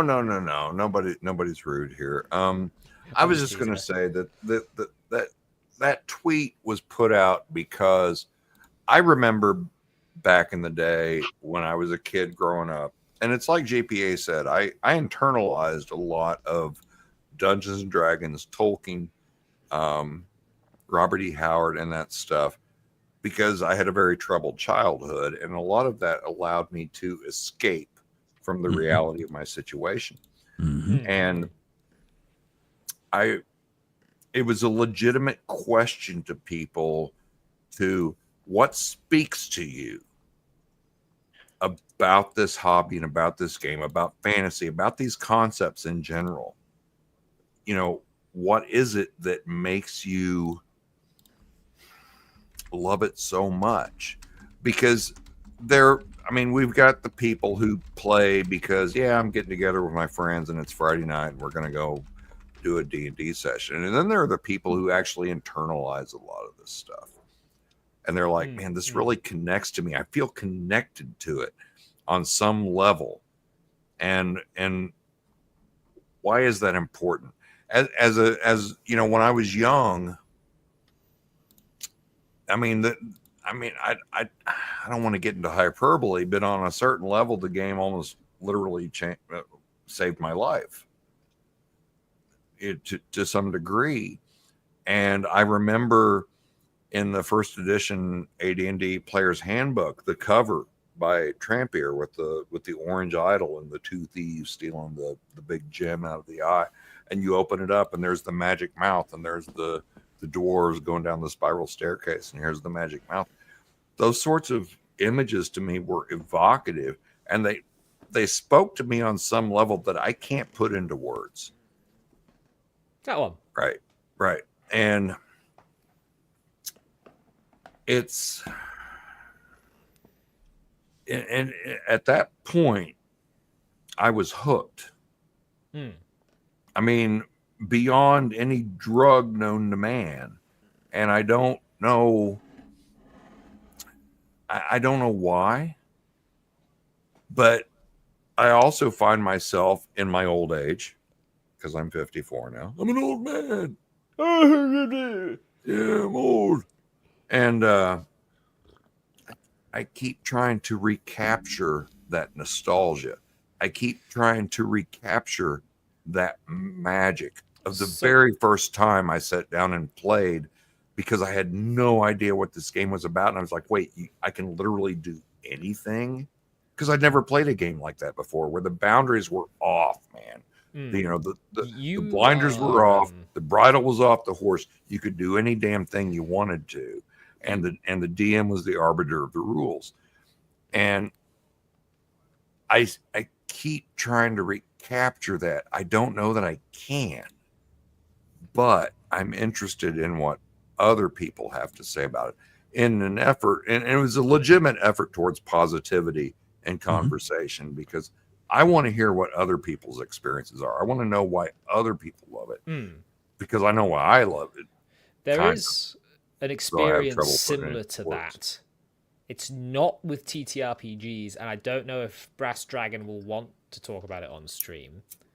Unless, Chris, would you mind telling them about your Stranglethorn experience in World of Warcraft way back when? Oh, the one I was telling Lady Jack.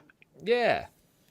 Well, yeah, it's just one of those things. Like World of Warcraft, to me, that's the thing I was hooked to, right? I've already been playing D&D for 5 years, although I like the role play, I like the storytelling and all that. But WoW, to me, that's the thing that I live for. And back in the day, I think one of the defining moments that got me hooked to that game was I was an orc, of all things. It was a green orc, don't worry, Max, green orc, and he didn't look like a human. It wasn't a Mexican, right? You understand? Thank God. Nor did it look like a black person. Don't go there. So, actually, that's even better. Did start in the desert though, but I was only level 8, right? That's pretty low level for those of you who don't understand what World of Warcraft's like. Level 8 shit, Max level 60. And I got on a Zeppelin, because they have those for some reason. And I flew to a different continent, not realizing where the hell I was going. And I ended up in a jungle called Stranglethorn Vale. And this jungle is level 35. And I remember I walked out of the base and I got one shot by a raptor. And I was like, oh shit, that was a bit scary. But instead of turning around and going back, I was like, I'm going deeper into this jungle. It got so bad that every time I was resurrecting myself, I was dying over and over again, right? And I was like, holy shit, like, this world's massive. And then I was like convinced I'm going to go back there at some point, appropriate level. I'm going to go back in there and I'm going to actually kill that one raptor or that one gorilla that was standing in the middle of the road and beat the shit out of me, right? And there was just another player sat there who just sort of like sent me a private message. I think you're a bit too low level for this zone, mate. And I was like, I don't know how to get out of here. He didn't help me. He just sort of Not my problem. So I just deleted the character, made a new one. But like, yeah, that was one of those moments. I will always remember that, even though that was 2007, 6. I don't really know. It was a while ago for my age, anyway. I know for some of you in here, it might sound like yesterday. But not that far. To me, I was very young. I mean, look, we're not even the young men in this. Like, my grandson, your son, is sat right there. Yeah, Max, you weren't even born at this point. You wouldn't know. Well, I think I was born in 2007, but yeah. Jeez, my little brother was born in 2000. I've got to go here I've got to go here in a couple of minutes, but I just want to say real quick, I'm looking at the chat here. And Feifel talked about, I think you just put it up there. Love for I'll put it back up. It's a way to write a brand new novel without having to write a novel. I think that ultimately, at the end of the day, there's something about D&D and TTRPGs that kind of fulfills a missing element from much of modern society, and that is this sort of, I hesitate to say it, but I'm gonna say it anyway, shamanistic oral tradition. Yeah. In fact, Feifel was using that example. No, was it Celeste was using that example in the chat a few minutes ago? Of exploration of myth and examination of the self the unexamined life is not worth living. Mm. And these sorts of grand concepts, I mean, that people don't, they think they're just rolling dice and playing a character, but there's something more to it. Mm-hmm.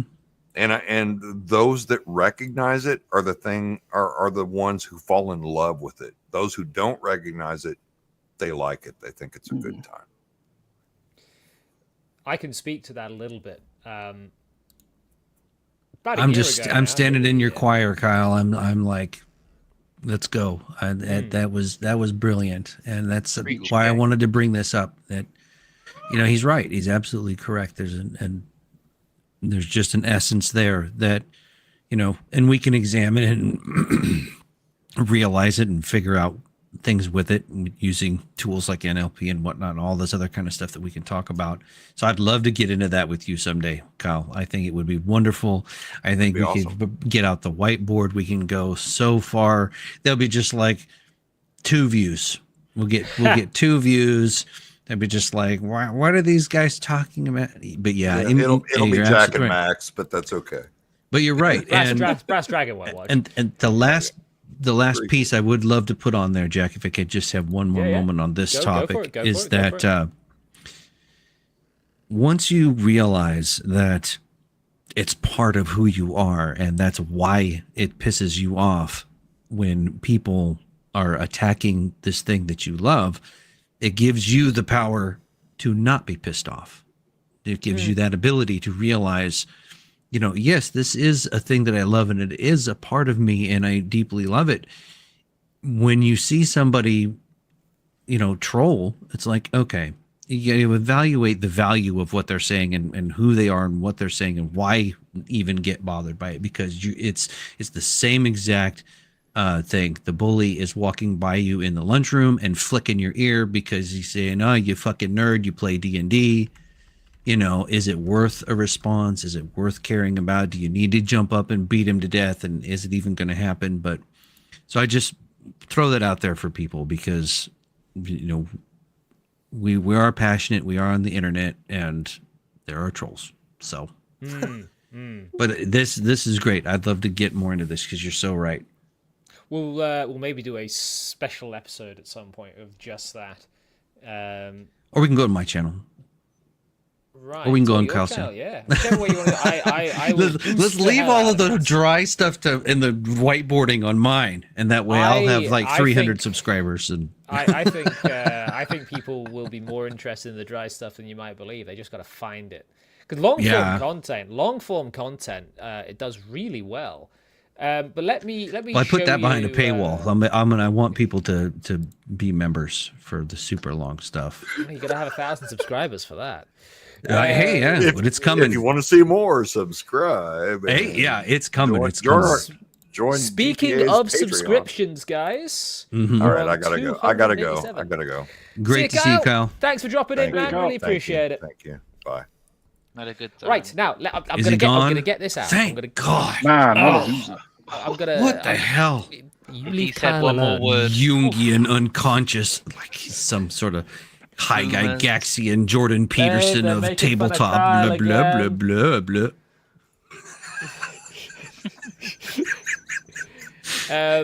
Right, no, I'm going to talk about this. All right. I wrote this last year, nearly a year ago, a couple months ago, before it's an anniversary.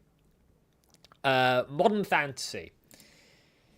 All the modern fantasy is, and I count this from all the way back from Howard and Tolkien and Vance and Moorcock and all the rest of it. All modern fantasy is a combining and retelling of the entirety of human mythology from the beginning, then presented to a modern audience. And by modern, I mean sort of 1920 onwards. Because you have Tiamat, we brought her up before, 3,000 years ago, Mesopotamian goddess, Bahamut, also Mesopotamian, and they take on these draconic forms in our imagination, but really, Tiamat as a goddess of chaos and Bahamut as a goddess of order, it's old, very, very old Sumerian stuff, and that is a grand example, like druids, nature-loving druids and circles of druids and things like that. That's very bloody old. and it's represented for us in fantasy today. The Drow, I've been saying they're Norwegian. Apparently they're Irish. That's folklore from. Nah, they're Australian, mate. I come from a land down under. What I'm trying to get across is all of our stories have been told before in a very Jungian sense. We can put new takes on them, new spins. Tieflings, I think, is a new spin heretic. Very much so. But it all remains based in this tradition of storytelling that Celeste was talking about a long while ago. That people sit around campfires, they tell stories. In fact, there's one that I really like, and that is the Draugr from Norse mythology, where I think it was just background noise. He was talking about Draugr while he was doing a Morrowind video, and he said he liked to imagine that the reason Draugr have so many weird powers is because he likes to imagine there were like 3 or 4 Norse blokes sat around a campfire on a cold night trying to one-up each other. Like, oh yeah, I was in this tomb and there was this monster and it attacked me, but I got away because I'm so awesome. Well, that's nothing. I saw one that could swim through stone, which apparently they can do. Well, that's nothing. I saw one that was fast as lightning. And you get then this evolution of myth builds upon it until you get to people today playing Dungeons and Dragons and they say, hey, I've homebrewed a new monster with a new stat block. Do you guys want to fight it? And that is now the evolution of our storytelling. Ooh.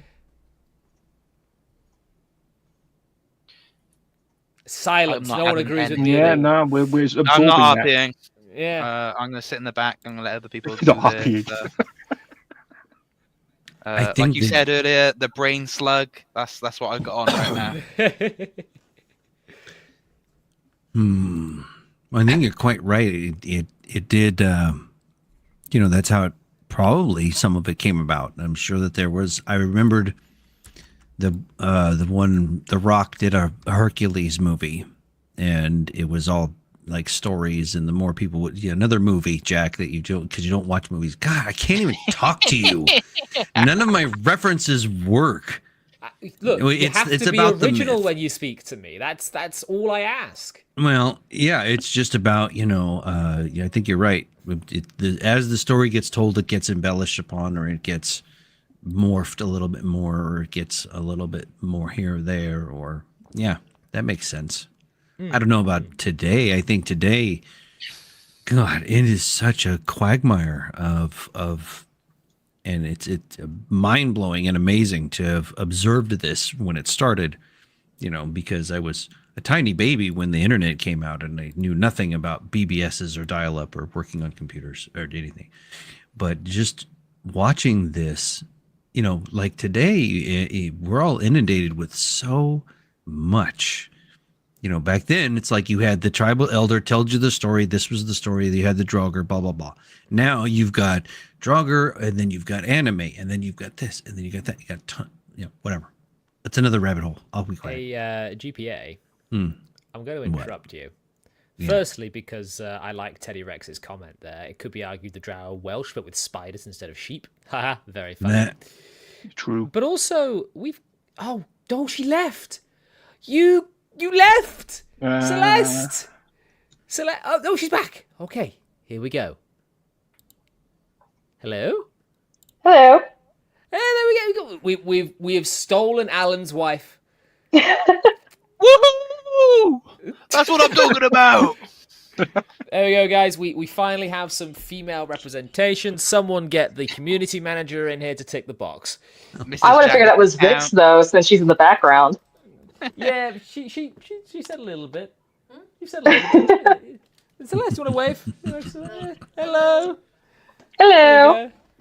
I heard mythology and came running, but then my phone would just not allow me to join in time. Were you running away from Godzilla? I could have been. Definitely could have been. The Bad Toad boys need to leave the stream. Yes, drop me a message, guys. Have a good night, and we'll try and get you on next week. That'll be fun, I think. But have a good night. Right, well, I interrupted GPA, but if he's finished, I'm more than happy to let Celeste say what she wanted to say about mythology. No, absolutely. Go, please. I'd like to meet Celeste. I'm now fascinated by Purple Fox, our wolf. She's the fox. Okay. I am nothing compared to Vix. Well, I can't say. I don't want to hurt your feelings, but yeah, What? nothing. It doesn't hurt my feelings when it's true. You're very brave, Jack. Very brave. Yes, I am. It's only because I got my wife behind me. That's the only courage I get. Anyway, we'll let Celeste say what she wishes to say. No, but I jumped in because you were talking about how mythology and how it equates to tabletop gaming and all that. Now in the modern world, and I just want to say, like, it's sad though to me because with my research I do on my own game system I'm creating, and I've been researching a lot into older mythologies and legends, both ancient and modern in a way. It's sad that people have just lost the respect a lot, like I said in chat earlier, Mm. of where these all come from. Because like once you lose the respect for that, and as well as the original D&D, AD&D, and all these things, like you don't have that anymore, like what we have with 2024 D&D. So would you say that if I say Emmy, I mean the Elven Maiden? I realize your name actually is Emmy, which gets confusing. If I had a penny for every Emmy I knew, I'd have 2 pennies, which isn't a lot, but it's weird that it happened twice. Would you say that the way she put it in her intro to her magazine, the valuing the authenticity and integrity of things is what gives the spark of life to things like AD&D or just people playing in a classical sense of Dungeons and Dragons, even in newer editions? I think so, yeah. And when you consider it this way, where like the newer D&D and how far it's kind of gone away from the original, you're kind of taking away also that ability to branch off and create newer games that are something, well, new in a way, because it's just D&D trying to, I don't know, like take over every region of the game community, in a way. And it's just kind of monopolizing it. And I think that kind of takes away some of the creativity that I believe that other people, whether from, any sort of walk in life, that they could create, whether it's, kid friendly, adultish, and things like that. I think I agree. I don't see anything out to disagree with on that. Do you chaps have anything you want to add? No, I'll disagree pretty for the same. sake of disagreeing. Yeah. All right, yes. I believe no one should have the freedom to create whatever they want. That's very dangerous thinking. That is, yeah. I'm gonna have to inform China. You've just got me banned from that country. You realize that? Oh no! Sorry, man. Sorry. You didn't nice knowing you, Jack. There is a question that was asked that I want to answer. Harolder, how do I choose guests? Mostly it's people that I know well over the last year of growing my X profile. I've gone from, I think I started 2024 with 200 people. We're now approaching 2,000 at the beginning of 2025. I've met a lot of people that I trust to be on the show. The way this show works is there's a random short list. I put the link out, and anyone that sees that link from that list is allowed to join. So yeah, and for some of the oldies that don't know how to use Discord, I DM it to them directly. But we shan't worry too much about that. Yeah, that's how Celeste got it, is because she is part of the shortlist that is allowed to have that link. There's a few people on there that might crop up from time to time that you might not be expecting. Where else have we got? We got the Dabbling Warlock in with a bit of a scathing remark here. What's in Hasbro wants subscribers, not gamers. I think that's quite apt. That is very accurate. Aaron has said something that I talk about a lot. The marketers and their walled gardens, in order to turn D&D into the maximum market platform, they have to tie it up with VTTs, walled-in concepts, and approved content. This is something I complain about a lot. virtual tabletops are a walled garden. They're a pretty walled garden, a very buggy and glitchy walled garden, but they are a walled garden. This is why I don't particularly like battle maps. I realise that Brass Dragon disagrees with me quite a bit on this and finds them very handy. But I think Kyle. It's a shame that he's left because he has a good point on. I'll be right back. I can hear everybody. Yeah, no worries. I will drop you down for now. Just give me a ping when you're ready. I think all you need is Discord and Paint. I shit you not. A couple of adventurers. That is how I used to play, but over Skype. I don't like the setup either. But I will say this: there is a shift in the player's thinking when you give them a tactical map. If you give them a dungeon crawl that is pure map and they're moving around the entire thing with tokens or miniatures or what have you, they're not thinking in terms of, oh, I'm walking, my character is me, I am walking through a narrow, cramped hallway into a room. It's, I am looking down as a god upon this party of adventurers, and I am now doing tactics to move them around against the monsters, rather than I am in the shoes of this character fighting for his life. Which is why I despise virtual tabletops, and I really wish I was playing on a physical table. Jack, that's a really good point. I didn't think about it that way. Yeah, go ahead. I did, and I disagree. Well, we'll let Max go first, and then we'll go to I still would prefer a map over that. But if I wanted to ever do like a super immersive, full imaginative thing, I would go with what you just suggested there, where no map, just pure mind, and they're imagining the situation they're in from descriptions. The best thing that I like to do, especially around a tabletop, is basically what Chris did with you that one time we met in person, is that you sit down and you draw out the room you're in if you need to.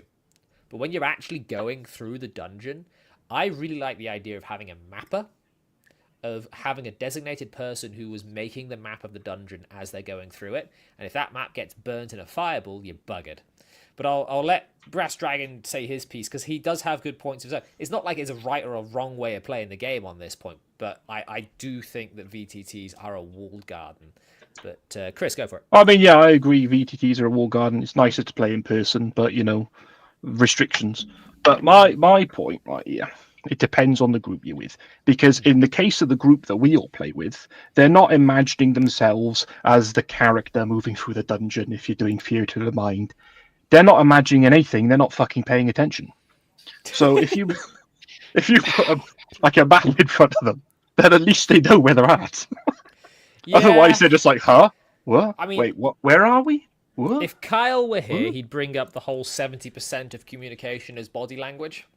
True. And honestly, I have thought about using webcams for our sessions, just so that people could see my body language, even if they weren't on the camera themselves. Because I think it would be more easier for me to describe things if I was doing the gesticulation and the whatnot. The Dabbling Warlock to you, I believe, says, it appears the GM has had it with his players. That's not entirely true, Warlock. I did have to do a bit of a prune on my group, which I have spoken about before. One of my best friends for many, many, many years, known him since school and maybe a little bit before, is a fantastic Dungeons & Dragons player if he's on the table. If you put him on a VTT, and you know who I'm talking about, Chris, he cannot for the life of him stay awake, and nor can he for the life of him take in the information on the screen. I think something about being on the screen switches him off. So he doesn't play on the screen anymore. But it's... I honestly think if we were to sit down and play physically, and yes, restrictions of distance is always a shit. If we were to sit down... ADHD and D is a real disease and should not be mocked. Basically what I'm saying, Aaron, that is what I'm trying to get at. There are some... I play with a very ADHD group, and good lord, is it noticeable. Anyway, I'll shut up and let you guys have a say. I believe I found you, Celeste. Twitch streamer, horror TTRPG creator, wolf lover, Yes, Godzilla that's me. addict. I thought I'd seen your name before, and I wasn't. So now I am following you back. That's awesome. I appreciate that. So I got one. Well, I had a follower, so there you go. I'm not totally shadow banned. I will put Celeste I in think, chat. to Everyone, dial- go follow that account.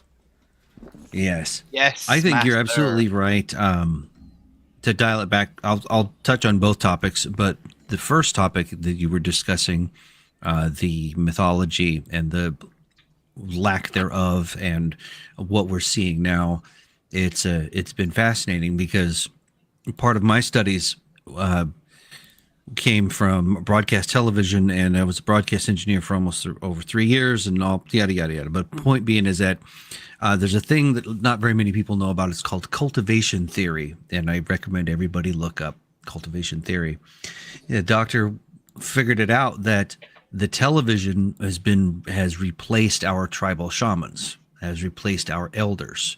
Where at one point in our oral history, Yes. we would be sitting around listening to the shaman or listening to grandma or whoever telling us the stories of how these Drogar are swimming through rock, and this is how the world works, and all these things. We then started getting that from TV. And part of cultivation theory is that as you watch television, you begin to believe that that's how the world operates. So children grown up on that, we turned it off.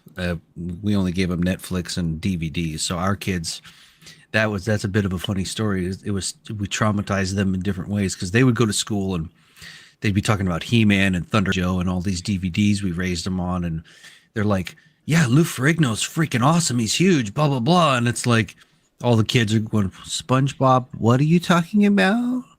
Who's Lou Ferrigno?" You see, I Yeah, like but none of you know what I'm SpongeBob, saying. but Celeste, I hope you know who I'm it's- talking about. Good Lord. Am I old now? I don't know Masters Have of the you Universe taken your that well. meds? It's You not make time more for stuff. meds yet. I gotta go wheeled out into the Oh, garden come and have on, my Grandpa. pudding. It's time back to the nursing home. Yeah, give me Grandpa, my let's get blanket. you back in bed. Give me my G.I. Joe blanket. never existed. You It's bunch all of in your head. We rolled 3d6 down the line and we liked it. But yeah, but to that, what happened, that the things that I've observed is that from Tales, from Joseph Campbell's stuff, from all of these wonderful stories, from all of the literature, D&D was born from literature. That's why you have Appendix N, all this stuff.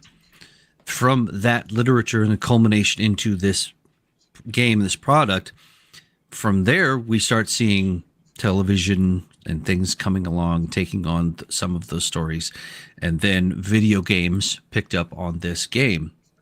But the mechanics and the technology of video games changed things, the way people understood reality, and they understood it from the video game perspective. And as that progressed, we then ended up with the nuke of the RPG space, I'll say, online, which was World of Warcraft. I was in WoW since launch up until MOP. So There you go, I was Brass listening to your Dragon. story, you Brass got a Dragon. friend. Dude, full on for the Horde. We had a No. Tauren Guild forever. It was great. We still have it. I don't we play Alliance. Oh, you dirtbags! I hate For you. the Alliance. No. We'll get into that. You bunch of scummy, And we played on the RP server, so they would blue flag until they got behind you, and then they would declare. Never mind.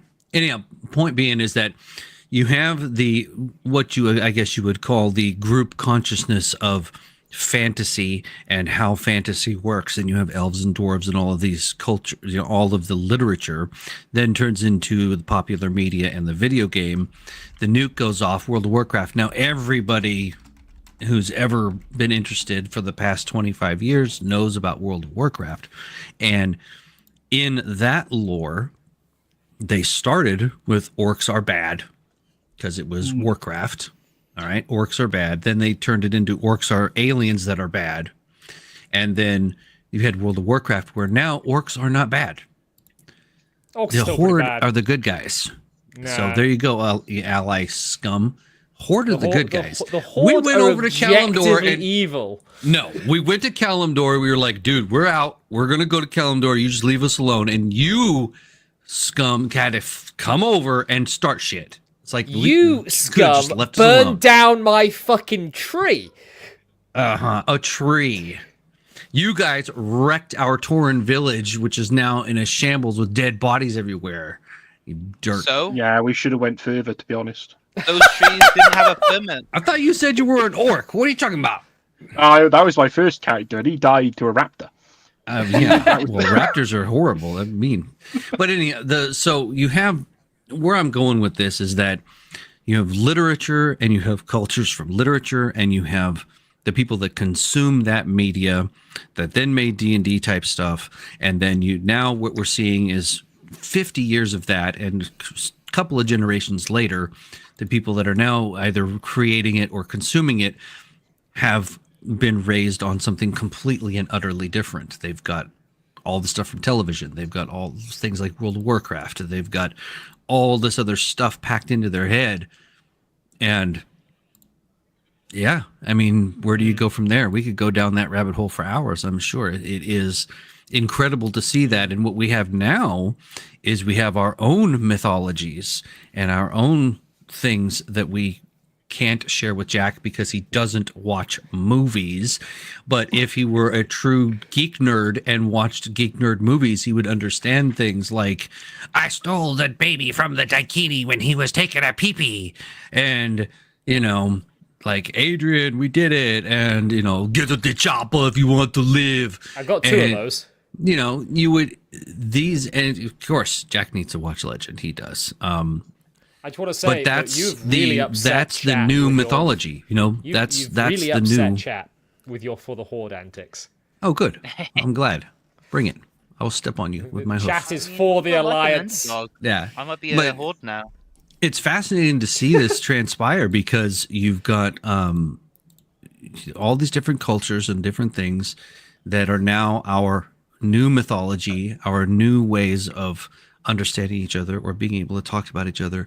We're not talking about, Hercules wearing Nemi or with lions, and we're not talking about Argonauts, and we're not talking about Medusas, and we're talking about, how Rocky made it through. We're talking about how would a xenophobe would the alien or the predator win? You know what I mean? Does that make sense, Celeste? Is that even am I just rambling? I mean, it makes sense to me. You also consider, though, like not only like just TV, but you also consider how radio has affected us as well when it comes to modern mythologies and legends as well. Because it also doesn't help that like humans at our base level, like we're wired to believe whatever we see or hear naturally. So like when we're taking in all this information and then we don't know like what the origin of it is, and we're not taught to respect the origin of things. Like it becomes a giant scrambled mess is the best way to put it. Mm-hmm. Yeah, exactly. That's exactly it, because it's all just a mishmash of, is this real? Is that real? What's going on? We're hardwired to believe it because when we were told that at the campfire, hey, that way there's a bear, don't go in those woods because you will get your ass eaten. It was a matter of survival. So we pay attention to that. But now you're completely inundated with this news, that news. Is it fake news? Is it not news? What's going on? 50 bajillion bits of information pounded into your brain every second. And it's all fragments of stuff you don't even know. It definitely doesn't help when parts of those bits of information is just some guy on the internet going, come watch my stream. Right, we're going to move on a little bit. We're going to move on a little bit. So how you build your mythology and build your... Oh, yeah. Celeste, we should talk. Jack, you have to tell people to like and subscribe in a moment. Do you want to... You're going to what? I've got to do what? You haven't told people to like and subscribe quickly. Oh, yeah. Like and subscribe, guys. Although there's only 16 of them left now. They're getting burnt out on us. We're going to go. Yeah, we're going to go until... 2 hours, yeah. We're going to go for I'm aiming for 3. If you want to go... aiming for 3. Holy crap. It was nap time. 10 minutes. Yes, Elven Maidens just got back and said, Celeste is on the show. What did I miss while I was walking in the cold and dark from work? Well, now you can come into the sweet, warm embrace of Celeste. Celeste and I were going to talk about why dwarves are better, right, Celeste? I thought that was gnomes. I mean, No, elves, dwarves. elves, simply elves. Oh, God. No. No. Knife ears, get them out. That's what I say. Yeah, man. Knives Out. That's another good Why? movie Jack hasn't seen because he doesn't Why? watch movies. Why did it sound like he meant that? Make Baldur's He Gate does. Baldur's The Gate. first thing he ever said when he joined our D&D group was, "I'm Actually, you have seen racist that towards one. elves." I did say that. Oh. Hold on, apparently... I went into Whoa. Paladin. I have just been informed I have seen this film. What film? Knives Out, Glass Onion. I've apparently seen this film. I don't remember, but I've seen it. Yeah, you were probably half asleep the whole fucking time. It was what? Like Clue. He was trying to go for Netflix and chill, so he had no blood in his brain. Glass House? I have no memory of this place. Right, we're gonna do something a bit different because And now for something completely different. not completely different because there's a few people in chat. Chat is majorly for the Alliance. No. But there's a few people that don't play and want a recruitment pitch. So we're going to go for the bad guys first, followed by the good guys.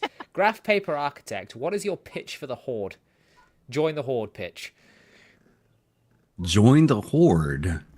We have more bacon than the Alliance, and we know how to cook it right. Objectively untrue, everyone kills boars. We got them right outside of Orgrimmar. We've got a farm. It's all right there. They're right outside of Northshire. There are a lot of boars actually on both sides. Right, but Boars we've are got more ubiquitous. steak. Join because we join keep the killing Horde all the because Tauren. we don't have Goldshire, and we would not allow Goldshire. Join the Alliance because we have Goldshire. They join the alliance. We actually have No. women. Are there elves in the Horde? There's Blood Elves. There are now. Oh, yeah, good point actually. I'm gonna make my own faction. Called fuck all your factions. But Brass Dragon, then, what is your pitch for the Alliance? Listen, the Horde live in mud huts.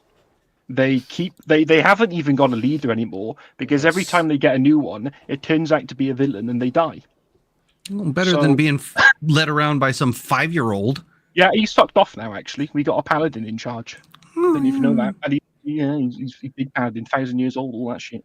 Good grief. But now, look, the paladins we live in, I mean, alliance, should we say? We've got paladins for one, and the only Horde paladins are fucking corrupt blood elves. Yeah, we live in castles. We live in enchanted forests. We got the dwarves in Ironforge, the most metal race in all of World of Warcraft, in all of fantasy. And the orcs, they live in fucking huts made out of the skin of their Tauren allies. Oof. Oof. Trolls You are can come to the really Horde very- and live free, or you can go join the Alliance and be under the thumb of colonialism No. and paladins that wear, armor that looks like it was rejected by Captain America third string. Well, Can I no, ask at least we have questions for armor. these two then? Yeah, I want to point Teddy Rex's comment out here, though. Do you like stone walls, warm rooms, and proper fireplaces? Would you be miserable living in a series of spiky mud huts? Join the Alliance. No, give me the plains any day. I am for the Earth Mother. I am the Tauren all day long. I play Night Elf. To be fair, Tauren and Night Elves get along quite well. We Yeah. do, right up until That's they what I'm like. burned my fucking tree. That was the orc Anyway. and the undead. We didn't. The orcs did that. The Tauren are part of the Alliance, the Horde, so of course they're allied. You get guilt by association. Max, ask your questions before I get out. I got some pretty important questions for both of these factions to find out truly which one's the best, because I don't play really either. Don't start. First, I'll ask the Brass Dragon, what's your stance on taxes? I don't even know if there are taxes in the game. We mean, get there a are. world-ending It's the common catastrophe every working year. class That is man kind of how the who Defiance plows Brotherhood the happened. fields. Oh yeah, good feeds point. you. Actually, nah. What's the everyday working class in the Empire, whatever you call yourself? I guarantee you, it's better than being an orc. Right, you get clubbed over the head if you fall asleep while working. Okay, as an orc. Right. With the Alliance, it's more work. Off I go then. Job done. With the orcs, it's me not that kind of orc. and then you slap them over the head with a bludgeon. So it's up to you, really. Architect, what's your stance on taxes and what's like the common working class? I like how this is just, we'll avoid politics in this stream, guys. It Doesn't really mean we won't depends talk on about this. where where you're at. If you're an orc, if you're a tauren, if you're a troll, it's all different. Because we Diverse don't live culture, under all the things completely. So yeah, we don't have taxes. I mean, we live with the land. We don't have serve money. the Earth Mother, and we give back as much as we take. You actually want to give back a little bit more, and live free, live the way we're supposed to. So no taxes, and your average tauren, it's really just sort of a given. We all work isn't together. giving back kind of taxes, says Mrs. Jack. No, I mean you plant more than you. Your blood, sweat, and tears. Yeah, well, you plant more than you reap. Does that mean you're overtaxed? You always plant more than you reap. Man, that sounds like you pay more taxes. Biased media. Before Max says his next question, the Elven Maid Inn has a question for you, Celeste. Oh no. Would the Alliance and Horde combined have no chance against Godzilla, or any chance against Godzilla, I suppose she means? Would they have any chance against Godzilla? Oh dear. Oh, well, considering I don't know much about the Alliance or the Horde, but I would say also choose the Alliance. They gave me cookies. I know a lot about both. And let me tell you, we have gone into sci-fi levels of territory now with Horde Vortex. They have spaceships, they've got laser cannons, we've taken down gods. So, Godzilla, I guess. Well, I mean, considering what media of Godzilla you're watching from, he literally is a god. So, I mean, some iterations, they may have a chance. Others, they might just get obliterated. No more Alliance, no more Horde, just dust. And that's the way it should be. Nice. This is something that the Brass Dragon and you, Celeste, might be able to touch base on, because the Brass Dragon likes his Godzillas, but he uses those monsters to sort of tell me how big a dragon should be in D&D, and I just sort of think that's too big. That's what she said. I freaking love that. Now, have you watched King of the Monsters? I know it's a controversial movie, right? I know that, but Rodan in that movie, that's how big I imagine an adult red dragon, or an ancient red dragon, should I say? That's. I was about to ask you, the original King of the Monsters or the new King of the Monsters? Yeah, I'm talking about the Marvel-fied one, the new one. Well, that's a pretty good size then for that, yeah. Because let's be real, the monsters in the old movies, they weren't that big. Let's be real. We're now Godzilla stream. I'm trying very hard to contain myself, or else like Jack's stream is just gonna be straight Godzilla talk. Just I'm down. I had the same thing. I was like, "Are you talking original? Or are you talking what?" Yeah, I'm there. Yeah, I forgot that was the original. To be honest, not gonna lie. I'm more of a King Kong guy myself. Oh, he lost the fight against Godzilla. Well, you're wrong. He had to have a giant robot Godzilla come in and save his ass. All right, for real though. I'm counting how many Godzillas I have within reach right now. I've got like if you want to go Godzilla talk, Maybe you go another one. Godzilla talk. This stream is meant to talk about whatever the hell. Yeah. Anyway, Tarask, D&D, Godzilla, right? Red Dragon, Rodan. What else we got? Mm-hmm. Yeah, I didn't know what a Tarask was until Elf on her server showed me a picture that someone made. I was like, they're freaking huge. I love them. It's 50 feet. That's not. I want to fight one. I want to die to one. I still need to run a Tarask. I'm not going to lie. I can't ever figure out how to put it in a campaign. They are D&D Godzilla. Tarask is D&D Godzilla. It just is. It is the campaign ender. It is. It's like, and how do you even build up to it? Because don't they just appear randomly? Yeah. It's like, congratulations, guys, you defeated the ancient red dragon that's been terrorizing the kingdom. You've done it. Oh no, a Tarask's just appeared. See, that's the thing of that. No. We were talking about that, the changes of mythology and the changes of how people actually think and believe that they could. It's like, no, you're not going to win. You get away. That is a force of nature. Yep. That is just a force of nature. You're not going to, no. At some point, dragons, Tarask, all that kind of stuff. It's just like, no, you're not. You're just not. You You are not don't. him. And Especially if they're and brown. maybe modern gamers can't handle it because in their world they could jump in and as long as they keep clicking and hitting numbers and they will win. But it's like, no, some things in life you lose. Period. It's like open console commands, enter God mode. It's like, where's the thrill? Yeah, exactly. Now it's all gone. So this is this actually kind of touches on something I was going to bring up because we're sort of in the last 40 minutes or so that Yeah, I got to get going here soon. I'm going to oh, you don't feel the need to stick around, man. This is a drop in drop out as you please stream as always. Oh no, I don't. I'm just noticing the time. I'm going to show the Brass Dragon and I's testing ground and the complete Oh God. the complete state Nah, this is listen. in at the moment. Look, Oh dear. right, I don't ask. Ask. Yeah, actually Ask people. It's, it's a live stream. It's supposed to talk. I don't recognize any of these things. Good. So Looks like Pogs. so it's supposed to be just the one to ask as far as I'm aware. At least that's what people believe there is. People thought there was only one King Kong, but now there's like 20 of them. Oh, Yeah. hold on. Brass Dragon, we have a request, if you wouldn't mind saying that again. Rodan. There you go. Well, They like your chavvy Welsh accent. that's People are true. asking. Rodan. People have been asking you No, to you say read Rodan. to them. Rodan. It's A Rodan. Rodan in Actually. It's Rodan. Rodon. Rodon.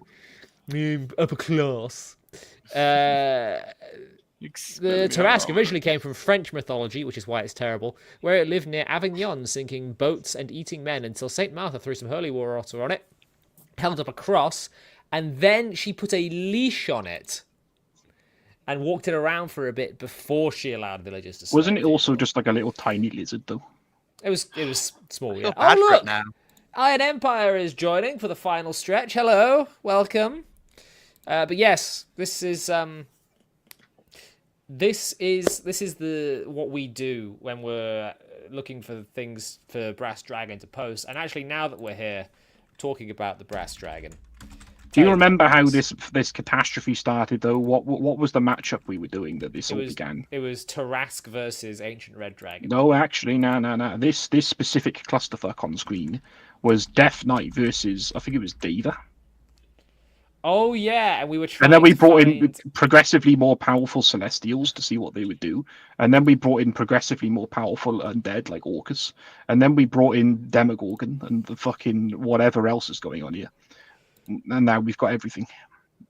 Mm-hmm. But yeah, we were trying All to in an figure arena out... for the team of the crowd. Yeah, we sort of switched to trying to kill the Demogorgon, didn't we? Oh yeah, we were trying to find a monster that could kill the Demogorgon, like in a fair fight. And then we just fucking added everything. Oh, Warlock, man, you have been here It's for fun. a long old time. Thank you very much for coming, my friend. Yeah, I've got to get going too. It's been fantastic. Wonderful to meet you, Celeste. Hope we get to talk more. Wonderful to meet you too. Pleasure as always, GPA. And Thanks thank you, Jack. Thank you, Dragon. I know Max. What? Oh, God, I'm familiar. You said his name. What's his name? It's, You just no, go he by means you. Brass Dragon. Brass Oh, Dragon. right. Oh, Chris. Yeah. It's okay. Sorry, I wasn't Probably trying to that's fine. dox you. That's all good. It's all right, mate. There's a lot I of Christians in can the tell world. you his address. Not many in But- Wales, though. Oh, you might have doxed me now. I might be the only one. It was great. I hope to do it again, and I hope everybody has a great day. Right. Yeah, cheers. Bye, mate. Have a good one, man. See you around, mate. So Iron Empire has said here that it is a good question on the Demogorgon there, Chris. Well, it wasn't actually. It took us too long to answer. I know that Celeste plays Pathfinder, not D&D. But perhaps she might be a wild card. She might be able to tell us what could kill the Demogorgon. What does chat? I hate to think? What say could it. kill the I have no idea. What was the answer? What could kill a Demogorgon? And I think it was a amethyst great worm, wasn't it? That we decided would kill. Oh yeah, like in terms of like the lowest ranked thing, because obviously the Tarasque's gonna fucking kill him. God could kill him. You know, Tiamat and Bahamut could probably kill him. Yep. But we're That's why they're talking there. like what's like the closest matchup to where it actually loses. Strahd. And I think Shroud's mate. He's weak Strahd shit. is weak as shit, mate. Nah, get him out of here. Waste of time. But yeah, Demogorgon. I think Amethyst. I think it was Amethyst because they could just it was the Amethyst. You just stun the shit out of him. I'm not going to pull up his stat block on stream because I don't know how copyrighty that is, but yeah, I'm pretty sure it was the Amethyst. Like, the thing with Strahd von Zarovich, and I say this as someone who hasn't played any Ravenloft stuff. We need to get on that at some point. At some point. I mean, you never know. The wife might end up stealing a bit from that. The thing with Strahd is the only thing that makes him powerful is the fact that he is connected to the demi-plane that the campaign takes place on. Like, otherwise vampires are kind of weak. I don't know how. Have you ever fought a vampire in Pathfinder, Celeste? I have not, unfortunately. No. I mean, I don't know how powerful they are in Pathfinder, but they're a little bit disappointing in 5th. Yeah, they are they're a bit shit. Let's be real. But that's where homebrew comes in. That's where you make your own vampire. Yes. You give it spell casting. That's where you give it 500 movement speed. Yay, like Dracula in Castlevania. Oh, I'm going to see if I want to come on stream. I've not even fought a vampire. I don't even know if Well, I'm not going to lie, Theodore, but your level 4 party probably will kill him. If he's on his own. I mean, it depends. Theodore, what is the party consisting of? Because a paladin at 4th level using a 2nd level smite could do quite substantial damage to him. And if Depends on the edition. If you've got a wizard at 4th level, they can upcast the chromatic orb and do quite a blade singer. Playing as a blade singer, I'm level 4. I fancy Tessandra's chances tanking Strahd von Zarovich. So you've got a paladin, nature druid, and fighter. It's only 3 characters. You might struggle, but I think that paladin and that fighter. Is that fighter a battle master? Nature cleric. Okay. Just bring a hose with you because they're weak to running water. You don't even need holy water. They're just weak to running water. They're weak to taps. Or faucets, should I say, in the American. Showers. They can't take a shower or they die. It's a champion fighter. Okay, you might not be able to do it then, but if you have a party that is playing characters optimally, which I hate, but they're all min-maxing. I feel obligated to make strong characters in 5th edition. But I find a barbarian named Running Water. Have you seen Dungeon Soup Barbarian taking down Strahd? That's very funny. What is this? Jason96, welcome to the stream. We're talking about whether a level 4 party of 3 characters could kill Strahd. And on the screen right now is Don't Ask. Yeah, do not ask. The Brass Dragon, he likes to run 1v1 monster challenges on his X profile, and this is our shared testing environment. So that's what that is. I would shout out a certain YouTube channel, but I've actually unironically forgotten the name. It's like D&D Dilemma or something, and they do tournaments with all of the challenge ratings of monsters. So they had like a CR1 tournament, CR2, CR3, and honestly, it's some of the most entertaining shit I've ever seen on YouTube. And all it is just 2 NPCs fighting each other, rolling dice, and it's just like it's hilarious. It's great. I think that the issue with Strahd is that he is, apart from the fact that he is the land. He is ancient and he is the land. He is ancient. He is the land. The thing with Strahd is he basically has plot armor, and that's why he's so very strong. But 5th edition characters, 5th edition player characters in a party could quite easily just smack him around for a bit. Ooh, so you know how we were talking about the Demogorgon. I happen to have somebody. What? Are you bringing in a Demogorgon? I am bringing in the Demogorgon himself, all the way from the deepest layers of the abyss. Bro, I'm just Please welcome the Demogorgon. I'm just going to wait for him to click the link I've just sent him. And then we'll get the What's this, Demogorgon. Wayne or something? No way. Sean? Oh my god. Also, no. He'd say the gamer word and get me banned. Oh no, he would. He actually would. He actually would. Is He'd he do a it because gamer? It was funny. He is a gamer. He has a few gamer moments. I've never expected that from him. Here we go. Ladies and gentlemen, the one, the only, the Demogorgon's artist, Richard Witters. Oh, Richard Witters, there he is. Hello, how you doing? There he is, the lad himself. Nice to meet you. Nice to meet you. You've Celebrity. already met him.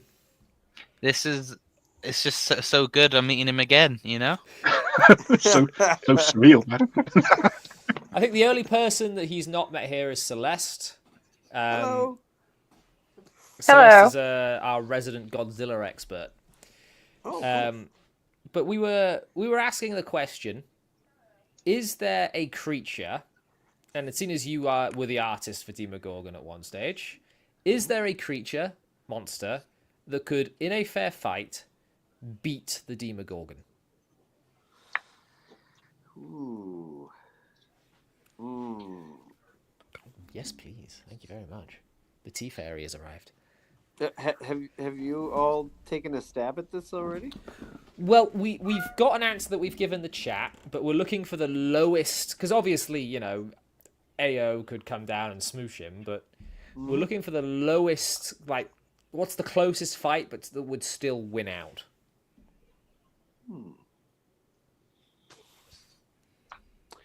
No pressure. Orcus comes to mind, because I don't think. Oh, they we like love each Orcus. other. Oh, what a legend. Orcus What a legend. is my favorite demon lord. Yeah, I don't think but- they like each other either. They don't. But the brass dragon, I'll let the brass dragon explain because it's his battle. Okay. Demogorgon has something that might make that difficult. Oh yeah, so apparently they do this every edition, and they actually have Demogorgon and Orcus fight to see who's the demon prince of that edition. And only 4th edition was I think Orcus won, but I think it's because Demogorgon has just a thing where he just controls any demon that comes near to him. It's like like an aura sort of thing. And that's why no other demon lord can overthrow him and all that shit. But now Orcus, he's the bad demon. Let's be real. Come on. He can get hold of the minions. Yeah, exactly. That's the problem. They can't send armies at him because they just turn around and attack you. Yeah. That sucks. I'm trying to think. The lowest creature that we could find in 5th edition, Yeah. stupidly, was an amethyst great worm. Oh. No, it's the ancient amethyst dragon. Actually, you don't have to go. The Great ancient, Worm. you don't have to go great worm. Okay. Nah, yeah, just an dragon. ancient, just an ancient. I know most people probably don't understand the difference to these terms. This is, I mean, granted, it was in older editions too. I mean, you yourself are a dragon, so you would know. I know all things dragons, all the things. I know I know the HP levels of every single dragon and the damage numbers. No, I don't. I believe that because the amethyst dragon knows what was the strategy that you came up with? It has a spell called Force Cage, which is a 20-foot cube, right? And nothing can leave it, nothing can pass through it. It's just invulnerable, right? And the Demogorgon's 18 feet tall, so he fits perfectly inside. Job done. He's trapped. Oh. But there Now, are how inch the dragon's going to gaps. kill him, I don't actually know. But at There least are he's inch trapped. gaps between the bars or something. So yeah, that's it. You could just make it with breath inch gaps. weapon So he could through just the gaps. actually then he could just do that. Yeah, just breathe on him. You know.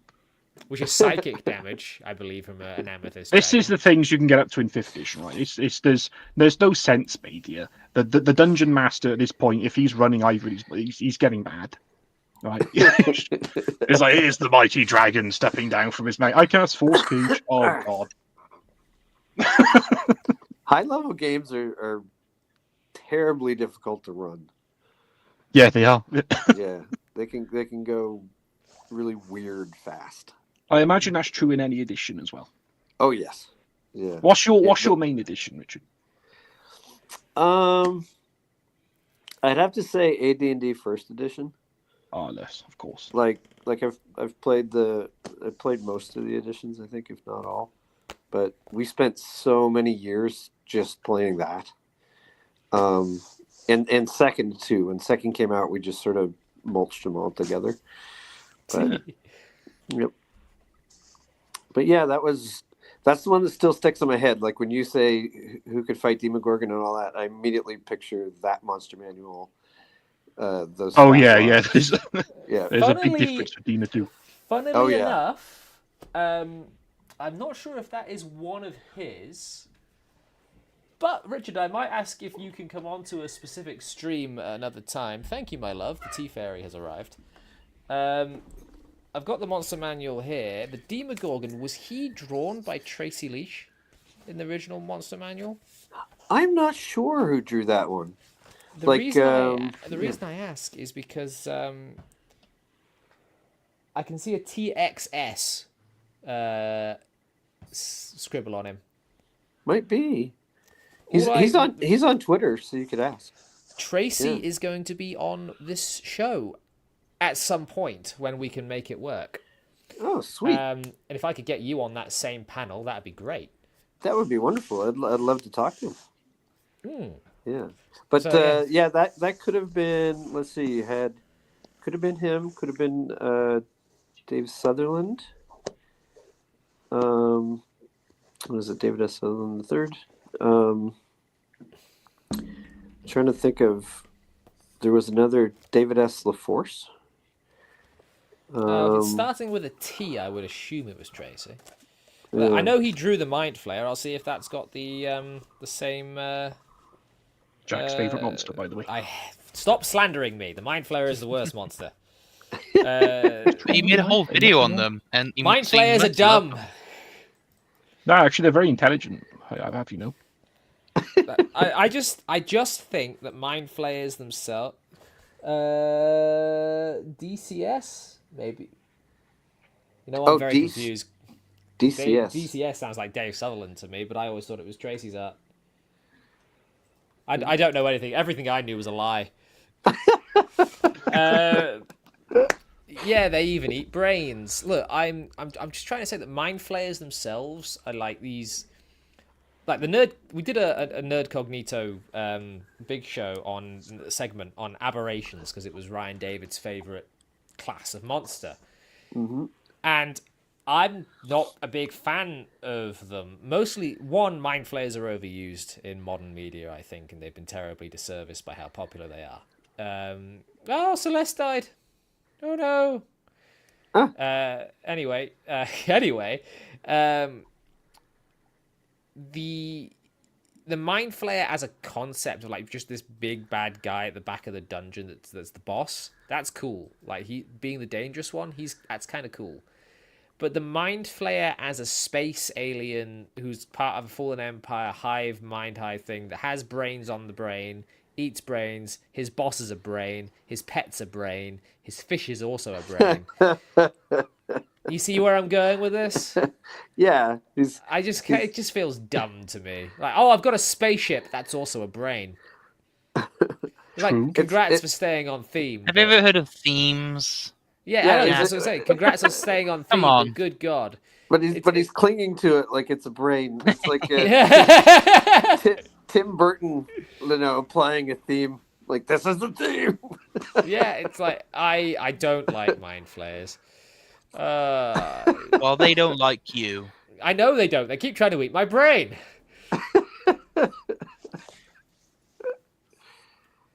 My friend Pat had a theory that zombies liked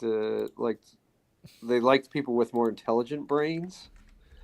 So we were all figuring we were pretty safe. Celeste browser died. Oh, what a shame. Oh, really? Oh, did I do that? That's what you get for using Google Chrome. Oh, yeah. I'm still using it. Poor Stavrak. That was one of my wife's characters who I believe went down to a Mind Flayer. Listen, that character was so powerful, I had to bring them in. It just had to be done. It was the only thing that could defeat the barbarian. Oh, Iron Empire. Don't be too Ready for me to bring in some self-deprecating. Mind Flayers? Teddy Rex in with the burn. Thank goodness Richard is here to counteract Max. What are they counteracting? I think age. Yeah, you're just. Oh, he's not that old. You know what you did. He's got youth. He's got like 20 years. Next time you have me on, I'm gonna shave. No. Not on stream, but I'm jealous. I can't get any hair on the front of my chin. Not. I struggle with the cheeks. I shaved this morning, and this is just today's growth. Brilliant. You're destined to have the beard. Yeah, this is a Canadian 5 o'clock shadow. So look, let's away from the magnificent beardage. We've got about 15. No, we've got about 9 minutes left of how long I was going to go. So before we wrap up, Richard, you more often the player or more often the DM? DM, 100%. Well, let's bring back, because we've all, like, baby DM Max here has now had some time to sort of get his feet wet as a DM. So we'll be interested to hear what his answer is to this question. What is your favorite monster category? And which of those, out of that category, which is your favorite monster? But I'm actually going to bring in Max first. Mm-hmm. Because he's only been DMing for a short while, very short while. And I'm wondering if he has any yet. He might not.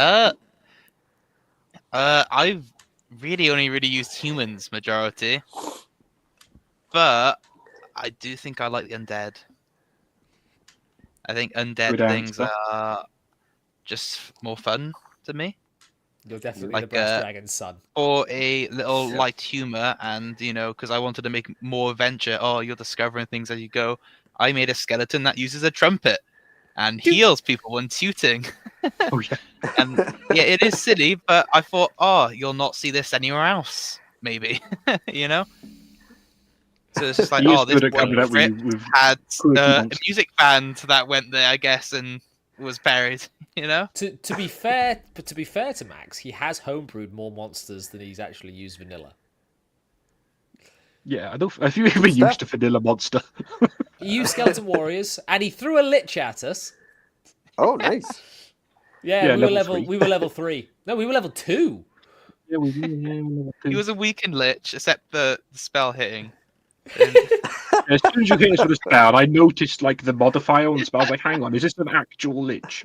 I thought you were just baby DM moves. I thought you were just calling a lich. I've done it. Like, Max, keep them guessing. When I was first a DM, I nearly wiped the party with an owlbear. So, I'm guilty of it as well. That's what Chris was like. We're dead. I was sat there going, "Oh fuck!" I thought you just fucked up because you were new at DMing. I thought you just looked at it. Oh, that looks like a cool monster. Let's put that in the dungeon. He's like, we walked into this big throne room in this dungeon, and he's like, "Yeah, you see this guy sat on the throne." And Chris and I, we were obviously on different PCs at different sides of the Welsh border, but I could sort of feel us look at each other and then look back at the throne. I was like, has he done what we think he's done? Is that a fucking lich? Anyway, well, you like undead, you like the tooting skeletons and the lich. I'm going to take for me next. I'm going to go for me next. I like humanoids. I think you can do a lot with a humanoid. I think you can make them into an Elric type character and give them a cursed sword. You can make a wizard. I like humanoids because of their versatility. I'll leave it there. It's nice and short. I'm going to come to you last, Richard, as like the big bang. We'll go to the Brass Dragon. I like humanoids as well because, again, you can do a lot with them. But undead, look, I like the undead because anything can be undead. It's like you running an undead themed campaign. You think halfway through, damn, I really want to run a dragon. Oh, undead dragon. Job done. Easy. You want to run some giants? Undead giants. Oh, there they are. Yeah, fair enough. And, of course, Sir Witters, your favourite monster type. And favourite monster. Definitely oozes, jellies, and marmalades. Oh, nice. Nice. That is not an expected answer. Believe it or not, I just killed Max's cleric with a black pudding. Oh, did you? Yeah. No, they're not my favorite. I was gonna say undead as well. I love undead. Yeah, and you're I all love basic to bitches. spirit. You I picked like, human. I like spirit. I like Don't call us spirit basic. stuff. I like You like spirit what? stuff. Sorry, Rich. Spirits. So spirit stuff, because you can have like Mm. ghosts and wraiths, and then there's shades, and there's all these Yeah, I different love that. ones. So there's so many different kind or demonic spirits that possess people, or will-o-wisps. So all the spirits, and people can get them. It's hard to tell what they might be, because it's sort of there's a variety.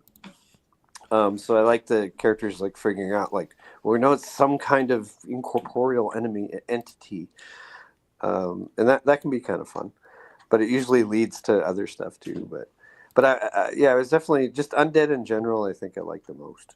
Yeah. So Yeah. it's funny you should say spirits. We're going to end. We'll end on this. I think we've got a few minutes, because the brass dragon actually did raise a very funny question. Mm-hmm. That's not technically a spirit. Just a Technically goblin it is. possessed by one. It is a spirit, because the Nilbog is a spirit. So, who wins? A Nilbog with 7 HP or a Tyrannosaurus Rex with 136? It's an obvious trick question, so I think we all know the Yeah, I answer. can see Richard going, hold on a second. There's things afoot. Yes. Does it have some immunity or something? Yeah, it does. So in 5th edition, I don't know what's like in other editions, but the Nilbog is just a little trickster, right? It's a little annoying trickster. Barely does any damage, but it annoys you. And once a round, it can take any damage it takes. It can reduce down to 0, and the T-Rex can only hit it once a round. Oh. So it could just keep saying, nope, no damage to me, no damage to me. Hey. Doing 1 damage a turn to the T-Rex. 136 rounds later, there we are, he wins. But That not only explains. that, Yeah. if the T-Rex does manage to kill the Nilbog, he's only killed the host. It could just go to a different goblin. That's true, actually, yeah. And that's why the dinosaurs died out. Yes. They were killed by Nilbogs. Probably. I hate the Horde now. That's not got to do with anything. Richard probably doesn't know what you mean. He wasn't here for that bit. We had a Horde versus Alliance discussion, and now I'm sold. Horde sucks. They killed the dinosaurs. Oh, okay. I assumed you were making a WoW reference. Yeah. And Was that you it? didn't Yeah, have yeah. a horde. So, well, I mean, Max brought it up. Richard, Horde or Alliance? You know what? I never really get into World of Warcraft. That's fair. So, That's yeah. very fair. Minesweeper. I liked Minesweeper. Max, Minesweeper was a game on computers where I know what Minesweeper is. I'm not very good at it. But...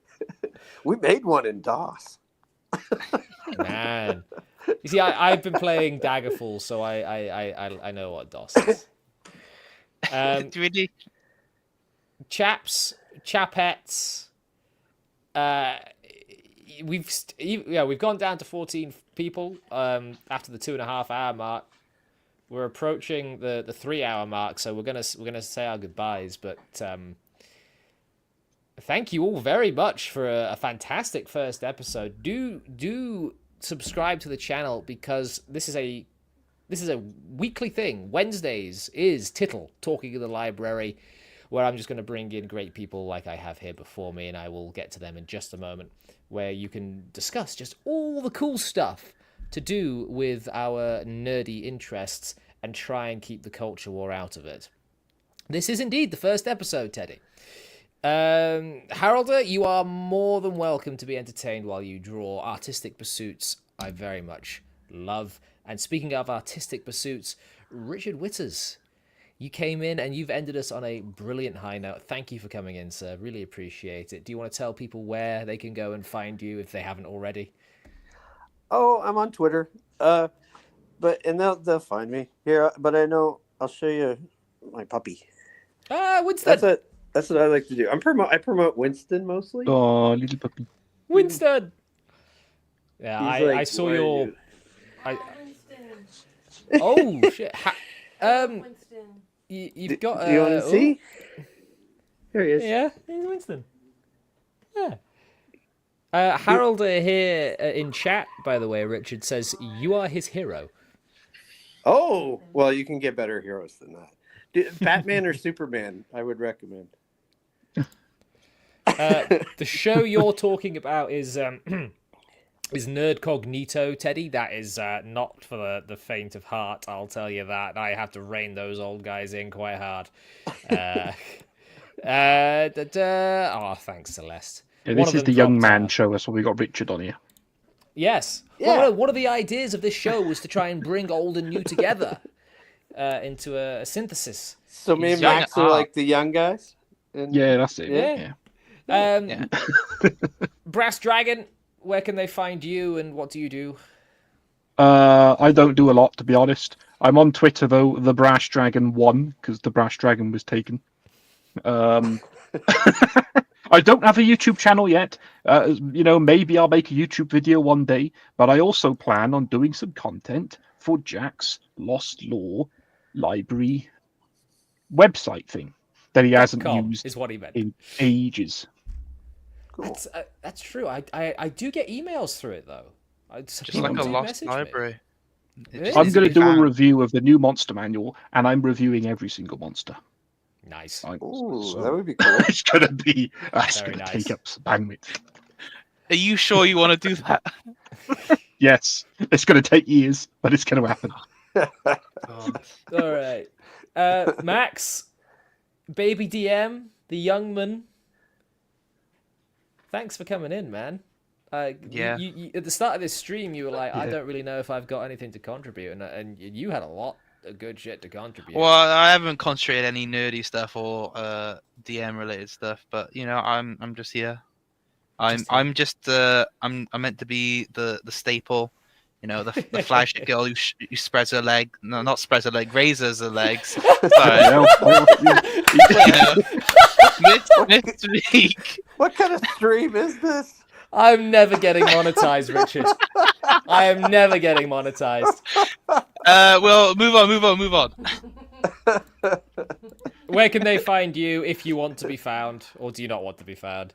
I'm currently in Scotland. You'll struggle finding me.